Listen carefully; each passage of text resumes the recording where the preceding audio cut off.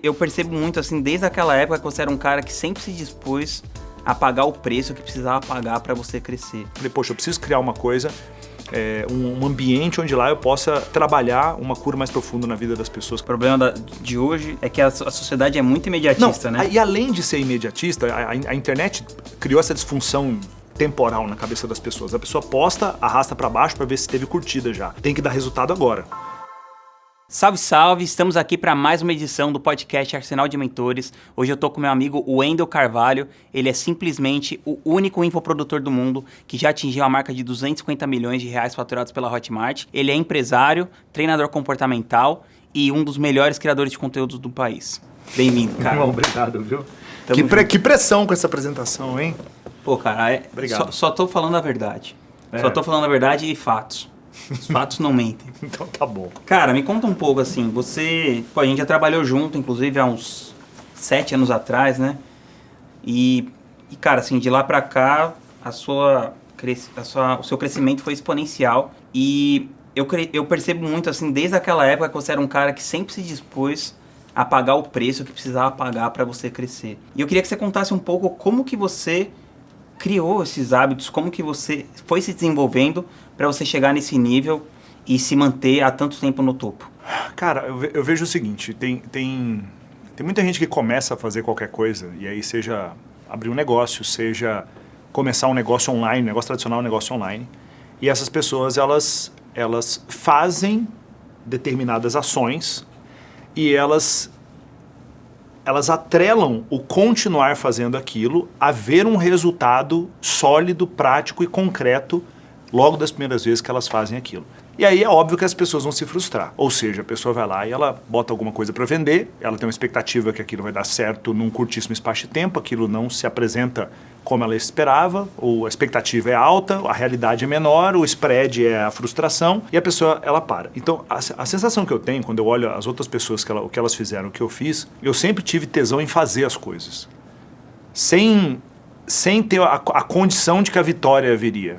O meu tesão é fazer as coisas e ver as coisas implementarem, ver as coisas serem feitas. Eu celebro muito mais os milestones ali, sabe? Do que, de fato, subir no pódio. Isso para mim é real. Para mim, é a mesma coisa no jiu-jitsu, sabe? Eu celebro muito mais o lance de eu ter dominado uma técnica e estar conseguindo usar a técnica nos oponentes do que, de fato, quando vai para um campeonato e ganha uma medalha, sei lá. Então, de alguma forma, eu desenvolvi essa habilidade de não ficar preso no resultado final. E eu vejo que as pessoas, elas erram muito nisso. E aí elas acabam desistindo, porque elas fazem, não veem o resultado final vai acontecer muito depois, que é o resultado que ela está, que é o resultado ideal, e ideal só existe na ideia, e essa pessoa vai se perdendo, e ela fala, eu não dou pra isso aqui não é pra mim. Quanto tempo demorou pra você chegar num resultado que você falou assim, puta, agora eu cheguei num nível de vida que é o que eu tava esperando e tal, e isso de alguma maneira mudou a sua motivação de trabalhar pra mais ou pra menos? Qual que é o lance? Que eu uso a internet para poder vender educação, treinamento, porque eu comecei offline. Eu vendi educação... Nos panfletos ali. Panfleto, outdoor. Nessa época, assim, quando eu tinha uma graninha, ia rasgar. E botava 3 outdoor na cidade e tal. Para poder ter 40 alunos em sala. Né? Então, fiz isso durante muito tempo. Fiz muitas turmas de gestão do tempo, foco e disciplina, que era um produto chamado Método Cronos. Fiz, assim, umas 80 turmas presenciais. Salinha ali com 20, 30 pessoas. Era 40 dias para botar 20 pessoas numa sala ali, cobrando uma fração do que a gente cobra hoje pelo mesmo programa. Então fiz isso de forma foram uns 8 anos fazendo de forma offline, 8 anos. Né? E aí depois os últimos 8 anos agora, os últimos 8, 9 anos, fazendo de forma online. Né? E aí a gente ainda tem eventos que são presenciais, mas muito através do online. E usando o online para divulgar o que é presencial também. Mas nessa jornada nossa, eu comecei lá atrás e aí eu tive muitos altos e baixos, sabe? Você não tem grana pra nada, aí depois você tem uma graninha, aí não tem grana pra nada, sabe? Picos e vales ali, isso foi acontecendo. Aí o que aconteceu que foi curioso? Chegou um ponto da minha vida que quando a Karina, minha esposa, chegou na minha vida, né? Até então namorada naquela época, Era uma época, por exemplo, que eu estava fazendo uns 15 mil reais por mês. Tinha algum produtinho online rodando, era o comecinho ali, né? Estamos falando aí de treinamento online meu mesmo, estamos falando aí de uns... estamos falando aí de 2016, né? Primeiro treinamento online, de fato. Já usava o online para poder vender o que era presencial. Então eu já estava fazendo meus 15 mil reais por mês e tudo, só que aquilo para mim não estava legal. Era melhor do que era lá atrás, mas eu sabia que podia ser muito mais. E aí eu comecei a aprender a fazer o digital do jeito certo. E aí depois a gente pode entrar nos meandros aí, né, de como foi esse processo. Mas eu comecei a fazer o seguinte, eu comecei a fazer mais dinheiro, mas eu chegava num determinado nível financeiro e me sabotava. E aí eu perdia tudo, fazia de tudo para me livrar do dinheiro. Então eu chegava, saía de 15 mil, chegava a 50 e fazia de tudo para perder aquele dinheiro. Distribuía o dinheiro para a galera que trabalhava com você. Coprodução para todo mundo, era uma loucura aquilo lá. Meu plano era ficar sem dinheiro. E aí Karina veio e falou, pô, não dá para ser assim. Então o que acontece, né? De forma resumida aqui, a gente pode aprofundar depois disso. Arruma uma mulher cara. Não, arruma uma mulher que não queira estar com um homem que não vai ser um grande provedor. Acho que essa é a questão. Né? E a Karina eu vi o Pedro Sobral brincando com isso. Ele falou, cara, quando eu ganhava 50 mil por mês, eu já me considerava rico. Aí eu quis ficar com a Priscila e falei, pô, vou precisar correr atrás aqui. Porque a viagem que a Priscila quer fazer custa 150 mil. Como é que eu vou fazer isso, né? Ele falou, exato. E aí chegou num ponto que a gente fazia 50 mil, eu me livrava de tudo, e aí chegou um ponto que a gente começou a fazer mais em cada lançamento que a gente fazia. Aí fazia 200 mil reais no lançamento, sobravam 150 mil, né, quando eu comecei a corrigir esse sabotador meu. Ali a gente conseguiu sair de um apartamentinho que a gente morava lá na Pedra Branca, lá na Palhoça, em Santa Catarina, que era, sei lá, R$ 1.800 de aluguel, e ir para uma casa que já era uma casa bem legal, que já era uma casa ali mesmo na Pedra Branca. E aí foi quando eu e a Karina a gente conseguiu trocar o nosso C3 pela primeira Mercedes, sabe? E aí a gente foi lá e pagou 250 mil na Mercedes à vista e botamos 250 mil na conta de investimento. Aquele dia é um dia inesquecível para mim, porque eu falei, cara, eu não estou fazendo merda, eu não estou comprando um carro que eu não posso ter parcelado, eu estou comprando um carro à vista e ao mesmo tempo estou botando o mesmo valor para investir, né, um dinheiro que não vai fazer falta ali. Então ali eu falei assim, caramba, a gente estamos começando a ir para um nível diferente. E você acha que esse fato da Karina, eu lembro de uma história que ela contou assim, ela falou, pô, eu conheci o Wendel, ele dando um treinamento e tal, né, vi aquele cara no palco, falei, nossa, esse cara é foda e tal. E ela falou que quando você chamou ela para ir... Vocês foram viajar juntos, se eu não me engano. Foi pro seu apartamento, ela falou que na hora que ela chegou nesse apartamento, ela falou, não, aqui não dá, tipo, tal. Então, vamos dar um... O que aconteceu? Você acha que, assim, o fato de ter essa coisa te impulsionou muito? Muito, muito. Porque o que acontecia? Quando eu saí de Cuiabá, onde eu morava, e fui morar em Florianópolis, inclusive para poder me afastar da minha mãe, porque minha mãe era boa demais, e o fato da minha mãe ser boa demais me debilitava. Fazia com que eu me tornasse um menino e não um homem de fato, né? Não precisava ter responsabilidade, que minha mãe compensava as minhas inabilidades financeiras, por exemplo. Eu precisei me afastar da minha mãe. Fui para Floripa. Quando eu cheguei lá, eu falei, eu preciso baixar meu padrão de vida, porque eu quero fazer sobrar dinheiro, eu não quero passar dificuldade. Aí aluguei o apartamento mais barato que tinha, padrão de vida lá embaixo e começar a juntar grana. E nesse momento eu conheci a Karina. E aí a Karina, ela morava em Cuiabá, né? Eu falei, poxa, vou ter que voltar para Cuiabá. E voltei para Cuiabá e a Karina era nutricionista de consultório. Eu falei, pô, não, vamos lançar teu curso online. Ela, como assim, né? Aí fizemos toda a estratégia para lançar o curso online. Ela já era bem sucedida, né, como nutricionista. Ela há 7 anos atrás, ela cobrava R$550 uma consulta. Era nutricionista, cobrava R$500 uma consulta 7 anos atrás em Cuiabá. Agenda cheia. Então, assim, hoje em dia, R$550 para uma nutricionista é um valor muito alto. Ela cobrava 7 anos atrás, consultório cheio e tal. E aí eu falei, o meu plano era levar ela para Floripa. Só que não dá, porque ela não tinha liberdade geográfica, né? Aí a gente fez o processo lá de lançar o curso dela, criamos do zero, lançamos, fizemos várias lives. Eu acho que foi a primeira vez que teve um lançamento com 7 lives e abertura de carrinho. Porque antes era tudo CPL gravado, né? Sim. E aí a gente fez, botou 15 mil, aí voltou 100 mil, e aí ela falou, meu Deus, que incrível. Eu falei, pois é, dá pra fazer de qualquer lugar, inclusive de Floripa, né? E aí a gente foi pra Floripa. Quando que a Karina chegou lá em Floripa, ela olhou meu apartamento e falou, não dá. Então, ter gente perto de você que puxa a tua barra para cima exige mais de você. Faz você olhar para... Pô, não dá para ser assim, porque a pessoa olha e fala, dá para ser assim. Alguém fala, não dá. Não dá e não vai dar. Você vai ter que fazer de um jeito diferente. Eu faço isso muito com o meu time, né? O time vai lá e faz um conteúdo e posta. E aí o conteúdo flopa. Não vai, né? Para quem fica aí, nossa, tudo que o Wendel faz dá certo, né? sei lá, a gente deve deletar uns 30% das nossas postagens, porque a gente posta, não funciona, a gente dá ali umas 2 horas, não vai, a gente deleta a postagem. Ou arquiva, enfim. E tem postagem que o conteúdo é bom, mas o jeito que foi feito não é boa. Aí a pessoa fala, mas é porque a audiência não está acostumada. Deixa aí que pelo menos vai gerar um branding, porque eu falei, não. Tem que ser um negócio que gera branding e tem que ter engajamento. Se vira. Aí o time vai lá, fica puto comigo, aí eles vão e fazem de novo.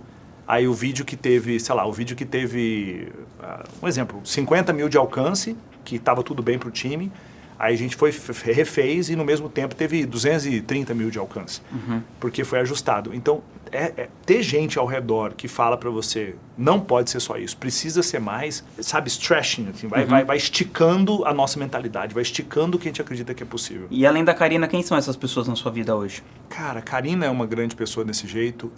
Acho que mentores, que oficialmente são mentores, ou pessoas próximas, amigos próximos que eu considero mentores, sabe, que vão fazendo a gente pensar. Igual a gente estava falando aqui antes do Renato Torres, por exemplo, né, que está junto com o Elton lá. Toda vez que eu converso com ele, ele me dá uma esticada. Ele me dá igual a gente fala no jiu-jitsu, dá uma esgarçada, dá uma alongada e eu falo, Caio sabe pensando, matutando ali, Eles né? são muito sinistros, né? O Damásio para muitas coisas.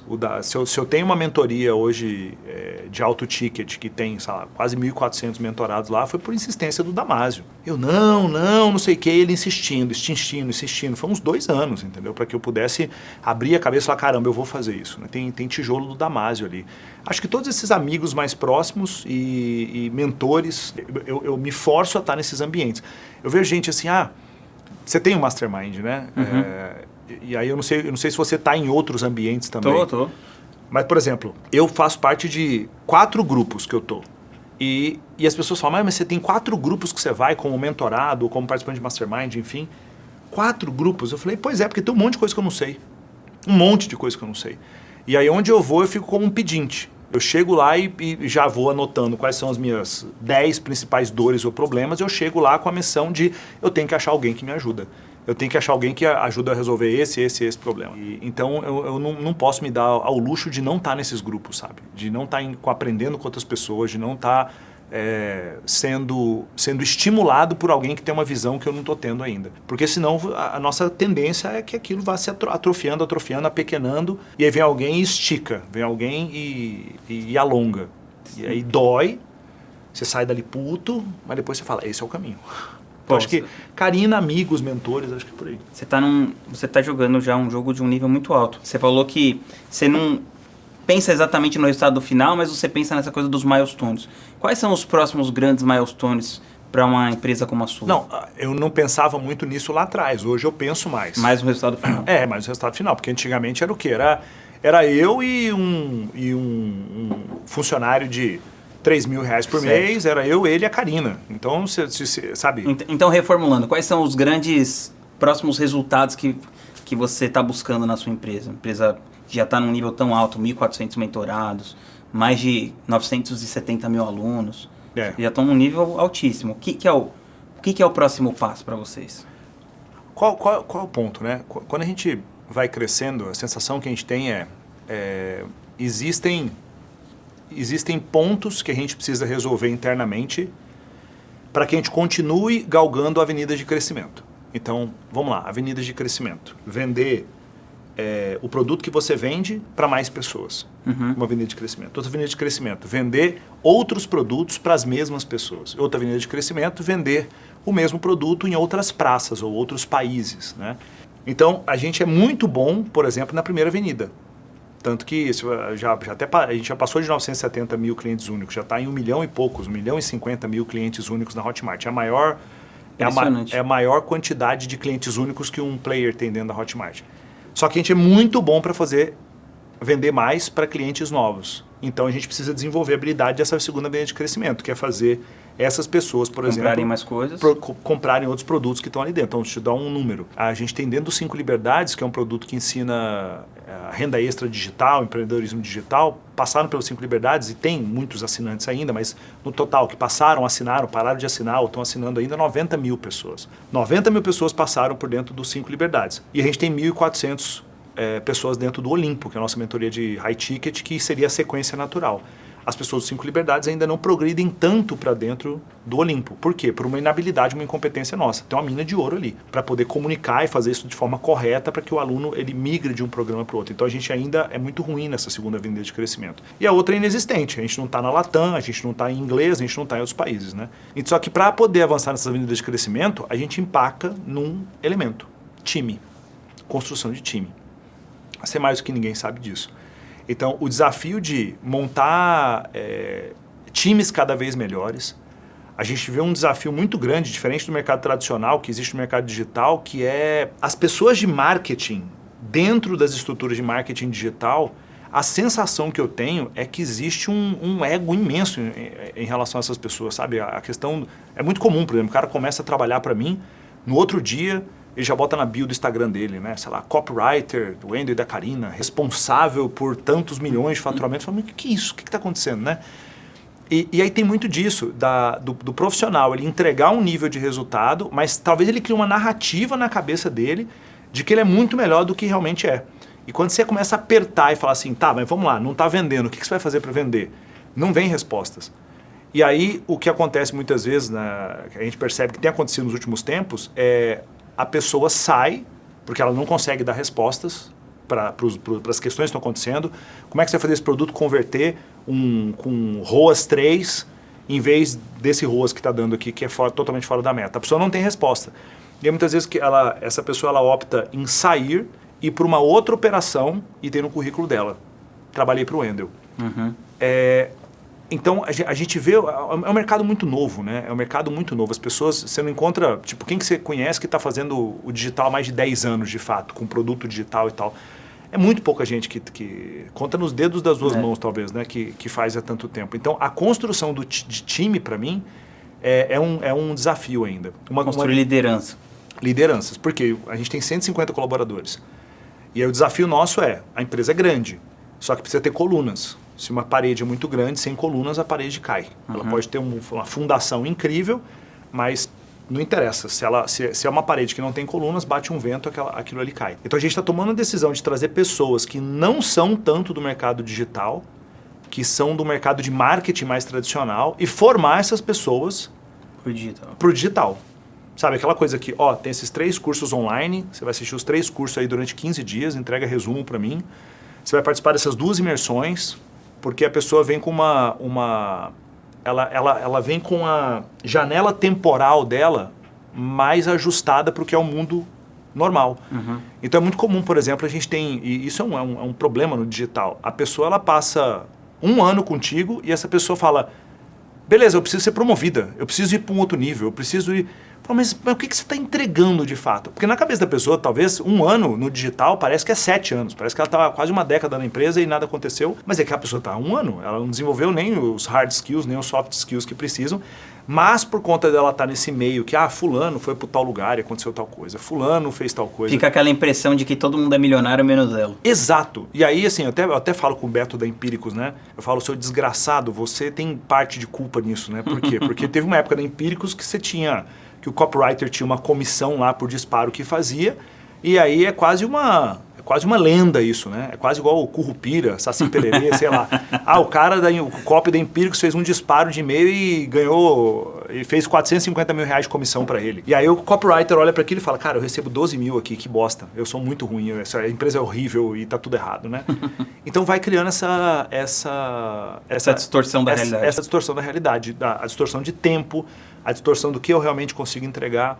Então, um desafio que a gente está vivendo agora a gente cresceu muito em relação a faturamento, cresceu muito em relação a time, mas a gente precisa formar mais lideranças agora. Acho que o próximo passo nosso, o próximo salto nosso vai ser a formação de lideranças, de fato, para poder atacar essas avenidas de crescimento. Porque não adianta eu só colocar pessoas ali para cuidar das avenidas de crescimento, se não tiver liderança não vai funcionar. E uma outra aposta grande nossa é time comercial.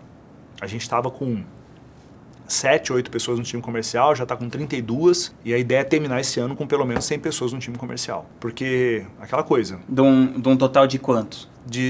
Hoje são 30 de um total de 150, 32 de um total de 150 colaboradores. Uhum. Né? Então você quer aumentar percentualmente muito a proporção de vendedores? Não. A ideia é crescer o time como um todo, mas crescendo o time de vendas ali de fato.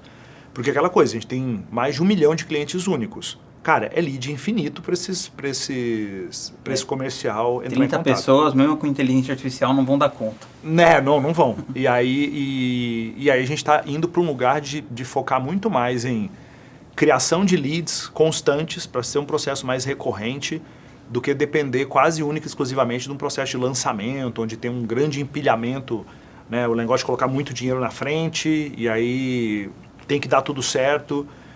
Não pode ter nenhuma intempéries ali para poder atrapalhar esse processo. Porque quando você começa a ter um negócio que ele é muito grande, uma folha de pagamento muito grande, e você começa a concentrar muito em ações, em 3 ou 4 ações de venda ao longo do ano, você tem um risco ali. Claro. Risco de caixa, risco da coisa, um lançamento funciona, o outro não funciona tão bem.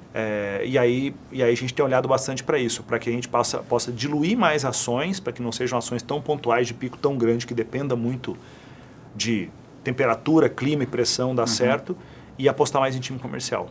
Pô, você falou disso, a gente estava comentando do Elton, né, que ele faz aquele pitch que na verdade é uma chamada para ação para o cara preencher um formulário. Isso é e eu incrível. comprei esses dias o Date with Destiny do Tony Robbins e também não dava para comprar. Você tinha que... Cara, foi muito bizarro, porque você tinha que falar comercial. Você tinha que preencher lá, e aí você era direcionado direto para um negócio de um Zoom. Aí você marcava uma agenda lá. Calendly da vida, né? Aí depois, aí a pessoa te ligava, te fazia 1000 perguntas, eu já estava pronto para comprar. E a coisa que eu achei mais bizarra de todas é que você tinha que falar o número do seu cartão de crédito para a pessoa no telefone. Tipo assim, achei um negócio super absurdo, mas depois eu descobri que nos Estados Unidos normal isso. É normal isso. Aí eu fui lá, gerei um cartão virtual, passei e tudo. Mas eu vejo que isso é uma tendência da pessoa... Porque essa mesma pessoa que falou comigo, eu já comprei esse produto. Aí ela fica em mim, Rodrigo, você já tá vindo pro Date with Destiny, você não quer fazer o Life Mastery, você não quer fazer não sei o quê. Ela fica conversando comigo como um contato mesmo. Isso. Ela não me trata assim, eu sou um lead. Ela me escreve assim, Rodrigo, como é que estão as coisas aí no Brasil e tal, né? E aí ela vai me... De acordo com o que eu falei na primeira chamada, que ela me fez 1000 perguntas, ela vai falando, uma vez você falou que você não era tão disciplinado. Vai ter o evento do Tony que ele vai te falar sobre energia, se você tiver mais energia, você vai ter mais disciplina, vai ser melhor pra você e tal. Então eu vejo que é um lance bem pró, assim, sabe? Então, e pra mim esse é o próximo nível, porque o digital ficou muito acostumado do tipo, eu faço 10 anúncios, eu boto 20 mil pessoas em grupo de WhatsApp, eu faço uma live e falo, gente, clica no link e compra. Sabe? E não que esse modelo não funcione, claro que funciona, e vai funcionar por muito tempo. Só que nenhum processo de venda é melhor do que o 1 a 1. Não existe nenhum processo de venda. Agora a pergunta é, como é que eu faço processo de venda 1 a 1 com escala? Com 1 milhão de pessoas.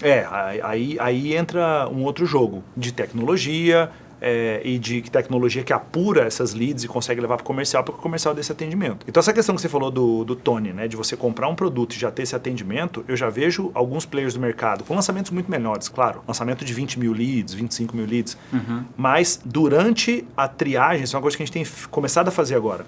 Beleza, a gente traz 25 mil leads. Eu preciso saber dessas 25, quem são os 20% mais aptos, os 20% que têm melhor condição financeira, os 20% que apontam mais, que precisam mais da solução. Por quê? Eu preciso começar desde o processo de aquecimento, conversar com esse cara, e eu posso gastar mais grana com esse cara, porque ele é o meu cliente ideal, botar um comercial, distribuir, por exemplo, de uma lista, vamos supor lá, de uma lista de 100 mil pessoas, 20 mil, eu já vou pegar esses 20 mil e vou distribuir para o meu comercial. Para que o meu comercial vai começar as lives de aquecimento. Tem um lead score ali. E aí tá lá, Vinhos, tudo bem? Cara, eu tô aqui. Lembrando que vai ter live hoje à noite, toma aqui o link. Cara, você pegou o PDF no final? Ah, não peguei, então toma aqui o PDF para você. Cara, daqui... os caras dão muita atenção. 15 dias, a conversão seguramente vai ser num outro nível. Mas eu percebo que isso não é uma realidade para a galera ainda. Não é uma coisa de outro mundo para fazer. Inteligência artificial, aí, chat GPT, ManyChat da vida vai ajudar muito nisso. Mas eu vejo que é um jogo que a galera não tá jogando ainda. Essa parada que você falou da atenção, tem uma outra empresa que a gente é sócio, eles ensinam as pessoas a passarem no vestibular de medicina. E, cara, as nossas listas são assim, 7 mil leads, 4 mil leads, mas assim, os lançamentos... Taxa de conversão... Só que os lançamentos são assim, investe 100 mil reais, volta... Ou maior, tipo assim, investiu 100 mil reais, voltou 3,2. Nossa... E, tipo, hoje em dia é muito difícil fazer isso. Só que eles fazem um tratamento ali no lead, então quando o cara entra numa lista de espera, ele já preenche várias coisas, tipo assim... minha dificuldade é porque eu não consigo me concentrar, não consigo dormir... Aí a própria especialista manda um áudio para ele e fala assim: ô Matias, eu vi aqui que você mandou esse áudio, você falou que você tem dificuldade de dormir, eu vou falar sobre isso no dia tal, na hora tal, espero que você esteja lá, não sei o quê.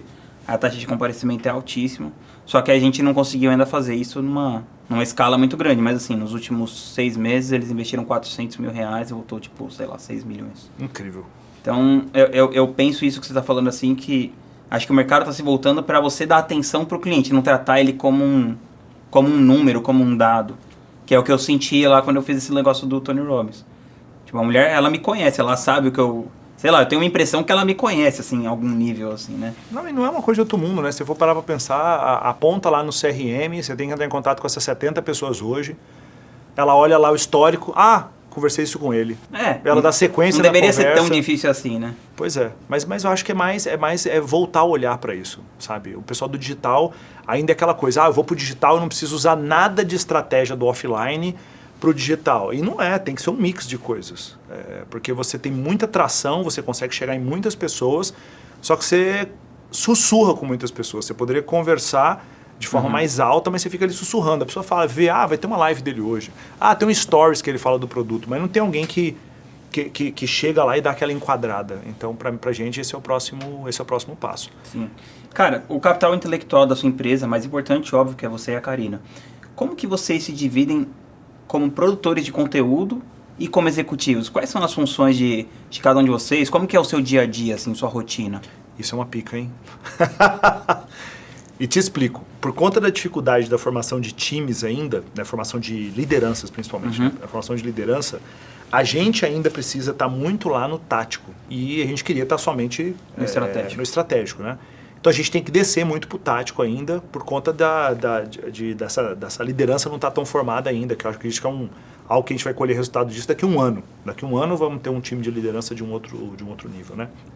Então existe um desafio em relação a isso. O que eu precisei fazer? Eu precisei estar junto do meu time de social para que a gente conseguisse criar uma forma de criar conteúdo baseado em conteúdos que eu já tenho e baseado em premissas que a gente acredita. Deixa eu te dar um exemplo, então. A gente tem lá, por exemplo, 20 temas que a gente precisa cobrir no nosso Instagram. E muitas das postagens, eu posso alucinar aí que uns 80% das postagens do meu Instagram não sou eu que faço mais. É o nosso time que faz. E aí a gente tem, por exemplo, carrosséis. A gente joga muito bem o jogo do carrossel. Então a gente já tem... Quais são as regras para ter... As regras que tem que estar cumprindo na primeira lâmina. Quais são os desdobramentos que tem que ter lá dentro. Então, por exemplo, a gente definiu mais um item no nosso checklist lá para que o carrossel não seja um carrossel raso. A gente falou, olha, os carrosséis, buscar sempre que possível ter alguma pesquisa científica que dê gancho ou sustentação naquela tese. Então, a primeira lâmina está lá falando, sei lá... Uma coisa mais para chamar atenção. O seu filho vai se tornar um marginal se você não fizer essas 3 coisas com ele. E aí a segunda lâmina, um estudo feito pela Universidade de Berkeley mostrou que... e aí vai o desenvolvimento até chegar nas 3 dicas, que parecem dicas bobas, mas tem um estudo que dá sustentação. Né? E aí é tudo feito com imagens de inteligência artificial, e aí a gente... usa muito imagens que remetem à família, a alguma coisa clássica, a educação mais clássica, o cavaleiro, a donzela, tudo isso, né? Esse banco de imagens utilizando inteligência artificial. E aí o final do carrossel sempre um CTA que chama para uma automação. Então a gente joga muito bem esse jogo. Né? E, então o time consegue fazer isso baseado em premissas que a gente já levantou lá atrás, em regras que a gente já levantou lá atrás. Um outro ponto importante é virem podcasts. Eu recomendo para que todo mundo possa... Você está vendo esse produtor de conteúdo, busca aí no podcast. Tem muitos podcasts que estão começando, que são pequenos e que precisam de gente que não é tão conhecida para falar, porque lá de 1h30, 2 horas vão sair vários vídeos de Reels, vários cortes ali. Né? Então, inclusive o Ariel já está aqui pegando os seus. O nosso videomaker Ariel está aí já copiando, aí, já gravando aqui agora. Né? Então, essa questão de carrosséis, a questão de Reels, né? Então isso desafogou a questão de a necessidade de ir lá e precisar criar conteúdo de fato. E aí, recentemente, a gente descobriu uma outra coisa no Instagram, que é o seguinte, a gente tem feito isso tem uns 10 dias, né? E quadruplicou visualização nos stories, né? Que é fazer com que o primeiro stories tenha muita interação e ao longo do dia responder essas interações. Aí eu tenho feito assim, me diz qual é o teu nicho, que eu te digo como faturar mais. E aí a pessoa, sei lá, teve 3 dias atrás, deu 19 mil comentários inbox. E aí as visualizações dos stories foram para 500 mil visualizações. Tipo, triplicou as visualizações, né? E aí eu vou lá e respondo umas 10, que é o que, poxa, vamos responder naquele dia. Aí começou aquela coisa, a gente abria a caixinha e falou, caramba, como é que a gente vai fazer para poder responder tudo isso, né? E a gente tem treinado ManyChat com o ChatGPT para entregar resposta para todo mundo, uma resposta concisa realmente, do jeito que eu penso, uma resposta concisa e que leve a pessoa para algum produto ou para alguma lista de cadastro, sabe? Então, pô, vamos pensar, 19 mil pessoas num único dia. Pô, estamos falando aí que se a gente fizesse isso sempre, estamos falando aí de umas, por baixo, 300 mil interações ao longo do mês. Se 50% desse povo vira lead, se 50% desse povo vai para uma página de venda, né? Então, a gente está pensando sempre em formas que a gente faz para que a gente consiga ter uma resposta que ajude o cara que está lá do outro lado a avançar, mas que dependa menos de mim, né? Por quê? Porque por conta de não ter a liderança tão formada, eu preciso ter um bocado de tempo junto com os líderes para poder formá-los, para poder dar orientação, para poder mostrar a visão e tudo. Então, se a gente for parar para pensar numa rotina, né? Eu acordo por volta de 7 horas da manhã, aí eu e a Karina tem um momento que a gente vai lá ler a Bíblia, um momento que a gente faz uma leitura da homilia, né, que nós somos católicos, então todos os católicos ao redor do mundo naquele dia leem o mesmo trecho da Bíblia. E aí tem a explicação daquele trecho que a gente chama de homilia. Então a gente faz essa leitura, depois a gente fica em silêncio uns 15, 20 minutos, faz a nossa oração e a gente vai tomar café da manhã. Terminou isso, eu vou pro jiu-jitsu, a Karina vai pra academia, e aí no jiu-jitsu, indo pro jiu-jitsu no carro, vou com o motorista, né, quando eu tô a fim de dirigir, aí vou de Lamborghini, aí vou curtindo o carro ali, mas se não, os motoristas vão dirigindo, e eu já vou começando a perguntar como é que estão os números do dia anterior ali pro time, né? Por volta de 8h30 e tal. Vou pro jiu-jitsu, volto, morto. Aí chego em casa, tomo um banho, um whey protein, e aí começam as reuniões ali por volta de 11 horas da manhã. Ou essas reuniões acontecem na sede, né? Ou elas começam a acontecer online. Aí à tarde, depois do almoço, eu vou pra sede. E é reunião com time de vídeo, reunião com time de social, reunião com time de copy, follow-up dos projetos. Por exemplo, hoje a gente tem 9 frentes de venda abertas. Tem 9 ações de venda acontecendo. Então tem Protagon sendo vendido, tem a palestra Propósito, Atitude e Riqueza sendo vendida, porque é nessa palestra que a gente vende o Protagon. Uhum. Né? A gente faz uma mini turnê de palestras e nessa turnê a gente vende o Protagon que vai acontecer naquela cidade. A gente tem Perpétuo, a gente tem Funil de High Ticket, a gente tem o lançamento da Karina, que é o lançamento Detox. Sabe? Então assim, tem 9 frentes. Então são 9 frentes que tem 9 possibilidades de bom faturamento e tem que equilibrar todos esses pratinhos aí. E quantas pessoas respondem diretamente para você? Diretamente para mim, hoje por conta da ausência dessas lideranças. Então a gente tem um time de diretores, realmente esse level assim, que são muito novo. É um time de diretoria que tem menos de um ano, é muito novo ainda. Então eu ainda tenho muito contato com eles e com os nossos 10 líderes. Então eu tenho contato com 14 pessoas. É muito. Que é muito, né? É muito, tem que ser 6 ou 7. Então eu deveria ter contato somente com os diretores. Mas se os diretores forem tentar formar esses líderes sem a minha ajuda por hora, vai demorar demais. Uhum. Então eu ainda desço para formá-los, porque a minha expectativa é que daqui a um ano, no máximo um ano e meio, a minha conversa seja só com esses diretores. E como que você e a Karina se dividem? Qual que é o papel de cada um de vocês dois dentro da empresa? A Karina mais operação e eu mais marketing e vendas. Time de marketing, vendas, criação comigo e a Karina mais a parte de retaguarda, de back-office ali. Suporte, padronização de atendimento de aluno, CS, CX, financeiro, RH, jurídico, isso tudo muito mais com a Karina. Sim, cara, como ela tá lá sentindo o calor da batalha, ela começa a falar, tal coisa, vai lá investigar lá, tal coisa, tá dando treta lá, eu acho, vê lá, ela tem um sexto sentido muito louco, aí eu vou lá ver e falo, cara, ela falou que tinha fumaça e tem fogo, é batata. Ela tem essa coisa bem intuitiva, assim. Muito. E aí a gente oscila dessa forma, porque eu tenho essa habilidade, esse talento de narrativa, de visão do que vai vender, do timing, de olhar uma cópia e falar, não é isso aqui não vai vender, isso aqui é mais do mesmo, isso aqui não vai comunicar o que a gente quer. Eu tenho mais isso, assim. A Karina, ela mesma fala, ela é menos criativa. Mas a Karina, ela é muito mais intuitiva para processos, ou mesmo sem nunca ter estudado isso. Tipo, Marcelo, eu não sei como é que tem que fazer isso, mas está errado. Como é que faz? Eu não sei como é que faz, mas desse jeito não tá bom. Né? Então, aí a gente joga dessa forma. Cara, tem um dos seus posts fixados é a mulher é submissa sim. É um dos seus posts fixados. Queria que você explicasse isso, porque também vejo a Karina como uma super potência, assim, como mulher, uma super líder, né? E é uma coisa que você acredita, e às vezes as pessoas confundem, né, essa coisa da submissão da mulher. Queria que você desse uma explicada pra gente. Então, quando a gente olha para isso, a gente tem que olhar de onde vem todo esse conceito, né? A instituição mais importante do mundo é a família.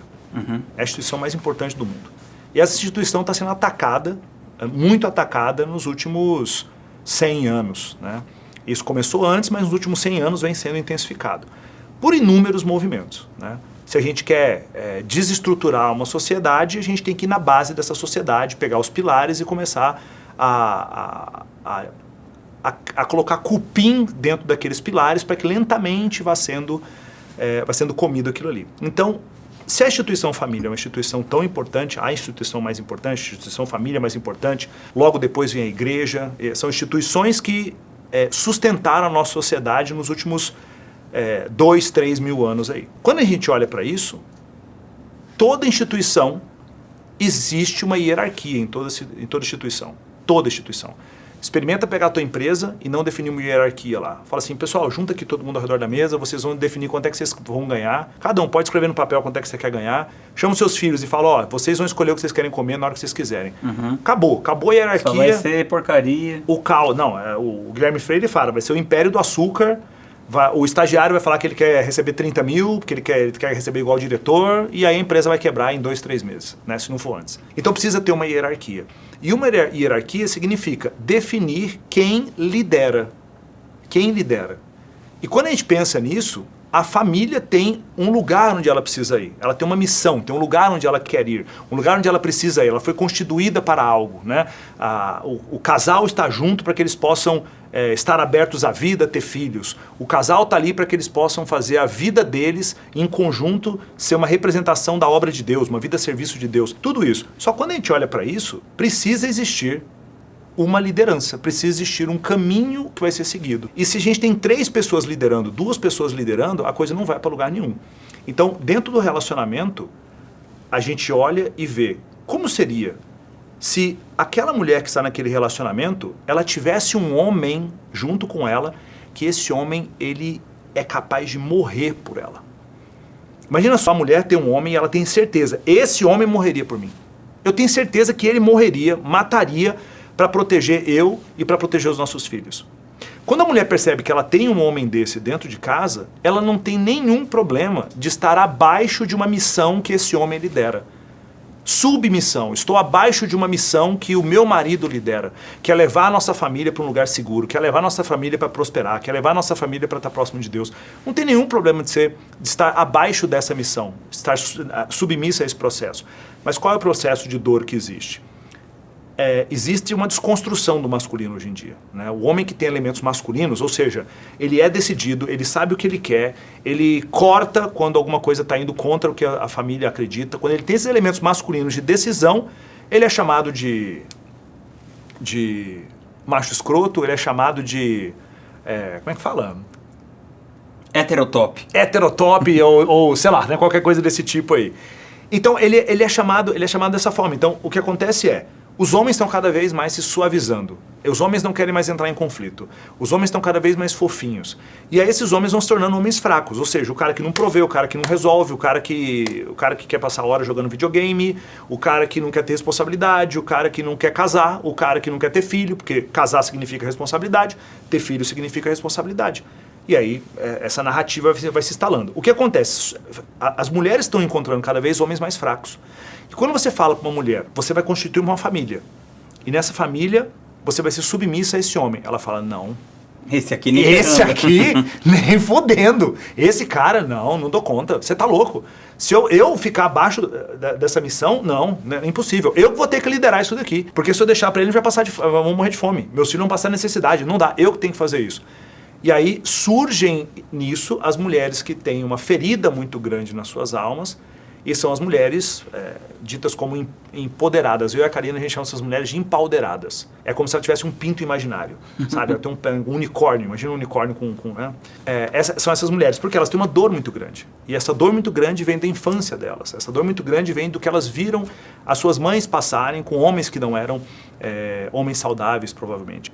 E aí, ela, numa situação de não quero passar pela mesma coisa, ela, em vez de buscar um homem mais maduro, um homem mais masculino, que é um homem que ela não vai conseguir colocar as rédeas, ela busca um homem fofinho e um homem domável. E aí esse homem fofinho e domável ela consegue colocar as regras, as rédeas, né? Então a gente vê uma estrutura que é bem parecida assim. Homens masculinos com mulheres que aceitam estarem sobre a liderança desse homem. O homem masculino, provedor, saudável, e essas mulheres estão lá. E normalmente essas mulheres são mulheres mais femininas. São mulheres mais femininas. A gente vê do outro lado um outro elemento acontecendo, que são mulheres extremamente masculinas, extremamente masculinizadas, extremamente agressivas, extremamente ácidas, com os homens que são fofinhos e não dão conta de realizar nada. Então é uma dança que acontece na sociedade, e você pode, eu brinco, né? Tem gente que ouve eu falando isso e vai embora do meu Instagram, para de me seguir. Aí passa 3, 4 meses a pessoa volta a me seguir. No Protagon, que é nosso evento presencial, eu pergunto, quem de vocês aqui parou de me seguir em algum momento da vida? Tipo, 20%, 30% das pessoas levantam a mão. Eu falei, você foi ver como é que a vida era e você voltou, né? Porque a pessoa vai lá e fala, não, eu não acredito, não é assim, não é desse jeito. O Wendel está falando uma bobagem, não é assim, eu vou deixar de seguir ele. E a pessoa vai lá e vê como é que é o mundo. Então isso é implacável. Então, quando a gente olha para essa estrutura, é simplesmente a gente voltar aos primórdios. É simplesmente a gente voltar ao que é clássico, ao que é tradicional, ao que fez a nossa sociedade funcionar e ser conduzida até o que existe para hoje em dia. Não vai longe. A gente olhar para, a gente vê o que está acontecendo com os relacionamentos, onde a gente vê cada vez mais mulheres assumindo a liderança do lar, e elas fazem isso por um movimento de dor, e logo elas se frustram e falam, que merda, agora eu tenho 2 filhos e esse cara de 40 anos que é um filho também. E aí ela deixa de admirar aquele cara, deixa de ter interesse sexual por ele e ela fica completamente perdida. Sabe, a mulher que busca atingir essa liderança da família, esse tipo de coisa, pra mim ela funciona mais ou menos como o cachorro que corre atrás do carro, sabe? Ou o cachorro que fica correndo atrás do motoqueiro. O cachorro fica correndo atrás do motoqueiro, aí o motoqueiro para a moto, o cachorro para de latir e não sabe o que faz. Tá que eu não tinha um plano pra isso, sabe? Beleza, você foi lá, você fez todo esse processo, você liderou a família, você fez tudo isso, agora o seu marido parece uma samambaia. Qual que é o teu plano agora? Ela fala, não sei.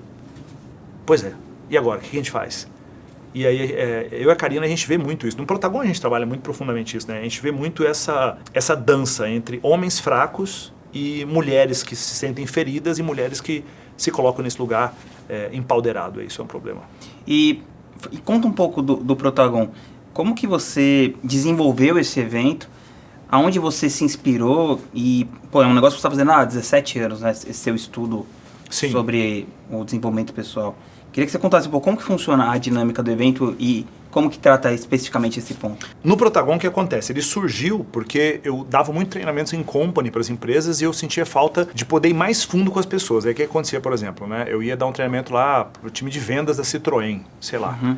E aí eu chegava lá e uma mulher tinha uma dificuldade muito grande, alguma das vendedoras, de poder dar um fechamento no cliente mesmo, de ser um pouco mais incisiva. Por quê? Porque ela era uma agradadora. E aí se você vai fundo para ver por que ela era uma agradadora, é por conta dos problemas que ela tinha com o pai dela e a mãe dela. Então era bem comum eu estar lá dando um treinamento para uma empresa e depois de repente eu começo a falar e tratar uma funcionária, ela começa a acessar as coisas do passado, começa a chorar para curar aquilo, e aí entra o gerente de vendas e fala, por que ele está falando da mãe dela? Eles tinham que estar falando como vender mais carro, né? E aí era uma dificuldade sempre das pessoas entenderem que o buraco era sempre mais embaixo. Eu falei, poxa, eu preciso criar uma coisa, um ambiente onde lá eu possa trabalhar uma cura mais profunda na vida das pessoas, que elas possam ir lá para elas poderem curar questões emocionais. Aí nasceu o Protagon, né? Então o Protagon é um processo profundo de 3 dias, a pessoa passa uns 45, 50 horas de imersão nesses 3 dias, e lá ela vai trabalhar 5 áreas da vida. Ela vai trabalhar a parte de trabalho, carreira, propósito, trabalha a parte de prosperidade financeira, dinheiro, construção de patrimônio, trabalha a parte de relacionamento amoroso e família. Aqui a gente fala de energia masculina e feminina, né, dos papéis que existem dentro do casal.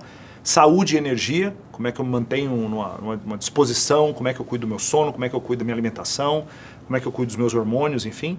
E cada um deles, né, olhando para a própria vida. E a parte de espiritualidade, conexão com Deus, conexão com Cristo. Né? Então essas 5 áreas compõem o que eu chamo de uma vida épica, uma vida magnífica, uma vida que vale a pena ser vivida, uma vida virtuosa. Né? E aí, durante os 3 dias, com inúmeras ferramentas, a gente vai trabalhando essas áreas e vai fazendo a pessoa projetar a vida que ela quer viver. Principalmente isso. O Protagon é principalmente algo sobre projetar a vida que eu vou viver nos meus próximos 20 anos. A gente chama de V20, né? A visão de 20 anos. O que eu quero viver daqui a 20 anos? Aí a gente faz com que o aluno tenha uma visão poderosa e profunda disso, em detalhes o que ele quer viver. Porque a maior parte das pessoas carece dessa clareza. Se você perguntar para o cara, onde é que você quer estar daqui a 20 anos? Eu já fiz essa pergunta para inúmeras pessoas. A pessoa começa, e a pessoa começa a gaguejar, ela começa a dar algumas respostas, ela não tem uma visão. Não tem aquela clareza. Cara, com 60 anos eu quero estar desse jeito, com 70 anos eu quero estar desse jeito, eu quero estar vivendo assim, assim, assim, assado. Então, as pessoas não têm essa clareza. E qual que é o seu V20? Eu posso começar a falar de algumas coisas. Então, por exemplo, as pessoas falam, mas cara, por que você continua treinando?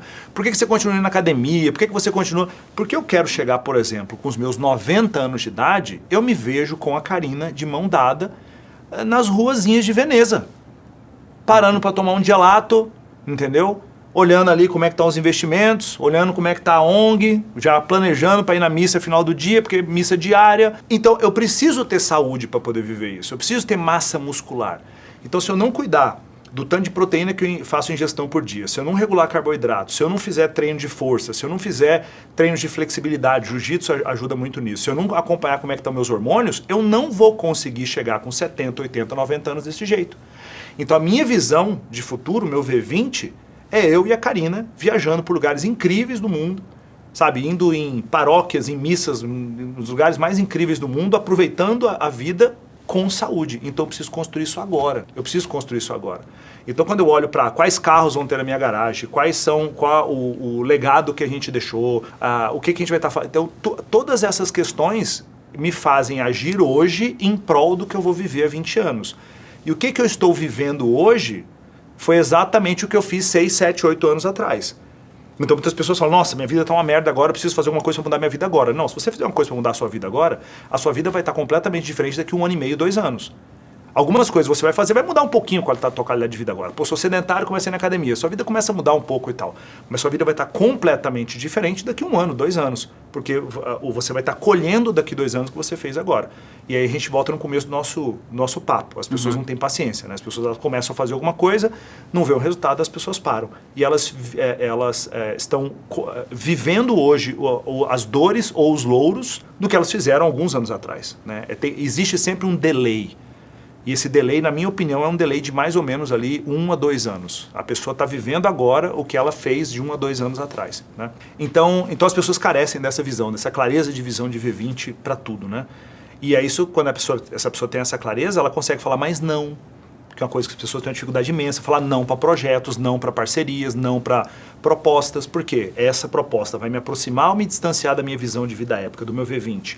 Vai me afastar. É tudo muito imediatista. O problema de hoje é que a sociedade é muito imediatista, não, né? E além de ser imediatista, a internet criou essa disfunção temporal na cabeça das pessoas. A pessoa posta, arrasta para baixo para ver se teve curtida já. Tem que dar resultado agora. Né? E a pessoa não consegue mais jogar um jogo, por exemplo, de prazo maior. Ela tem que ser tudo agora, porque eu fiz vídeo agora, eu postei agora, é agora. E aí eu tenho que estar numa empresa, eu tenho que ser promovido em 1 ano. E aí eu faço a dieta e eu não vi resultado, eu já paro com a dieta. Eu vou na academia, fiz supino 3 dias, eu não vejo meu peito imenso igual ao do Schwarzenegger, eu quero parar. E existe um desafio, tem uma disfunção aí. Da pessoa curtir o fazer o supino, da pessoa curtir... sentir o corpo com mais energia por conta da dieta nova, da pessoa curtir a rotina de dormir e não ficar mais até 2 horas da manhã rodando redes sociais, né? Então a pessoa curtir o processo. Não, eu preciso do resultado, geração miojo, resultado em 3 minutos. É um problema. Então, a gente oferece no Protagon, a gente pode até, me lembro a gente falar desse lance da paciência e do jiu-jitsu, como é que isso me ajudou. Mas no Protagon a gente oferece essa visão para a pessoa. Então ela sai com a visão brutalmente clara E aí ali a gente vai entregando as ferramentas para ela chegar nessa visão. Porque se eu tenho uma visão, eu tenho onde eu quero chegar. A partir de agora eu preciso fazer duas coisas só duas.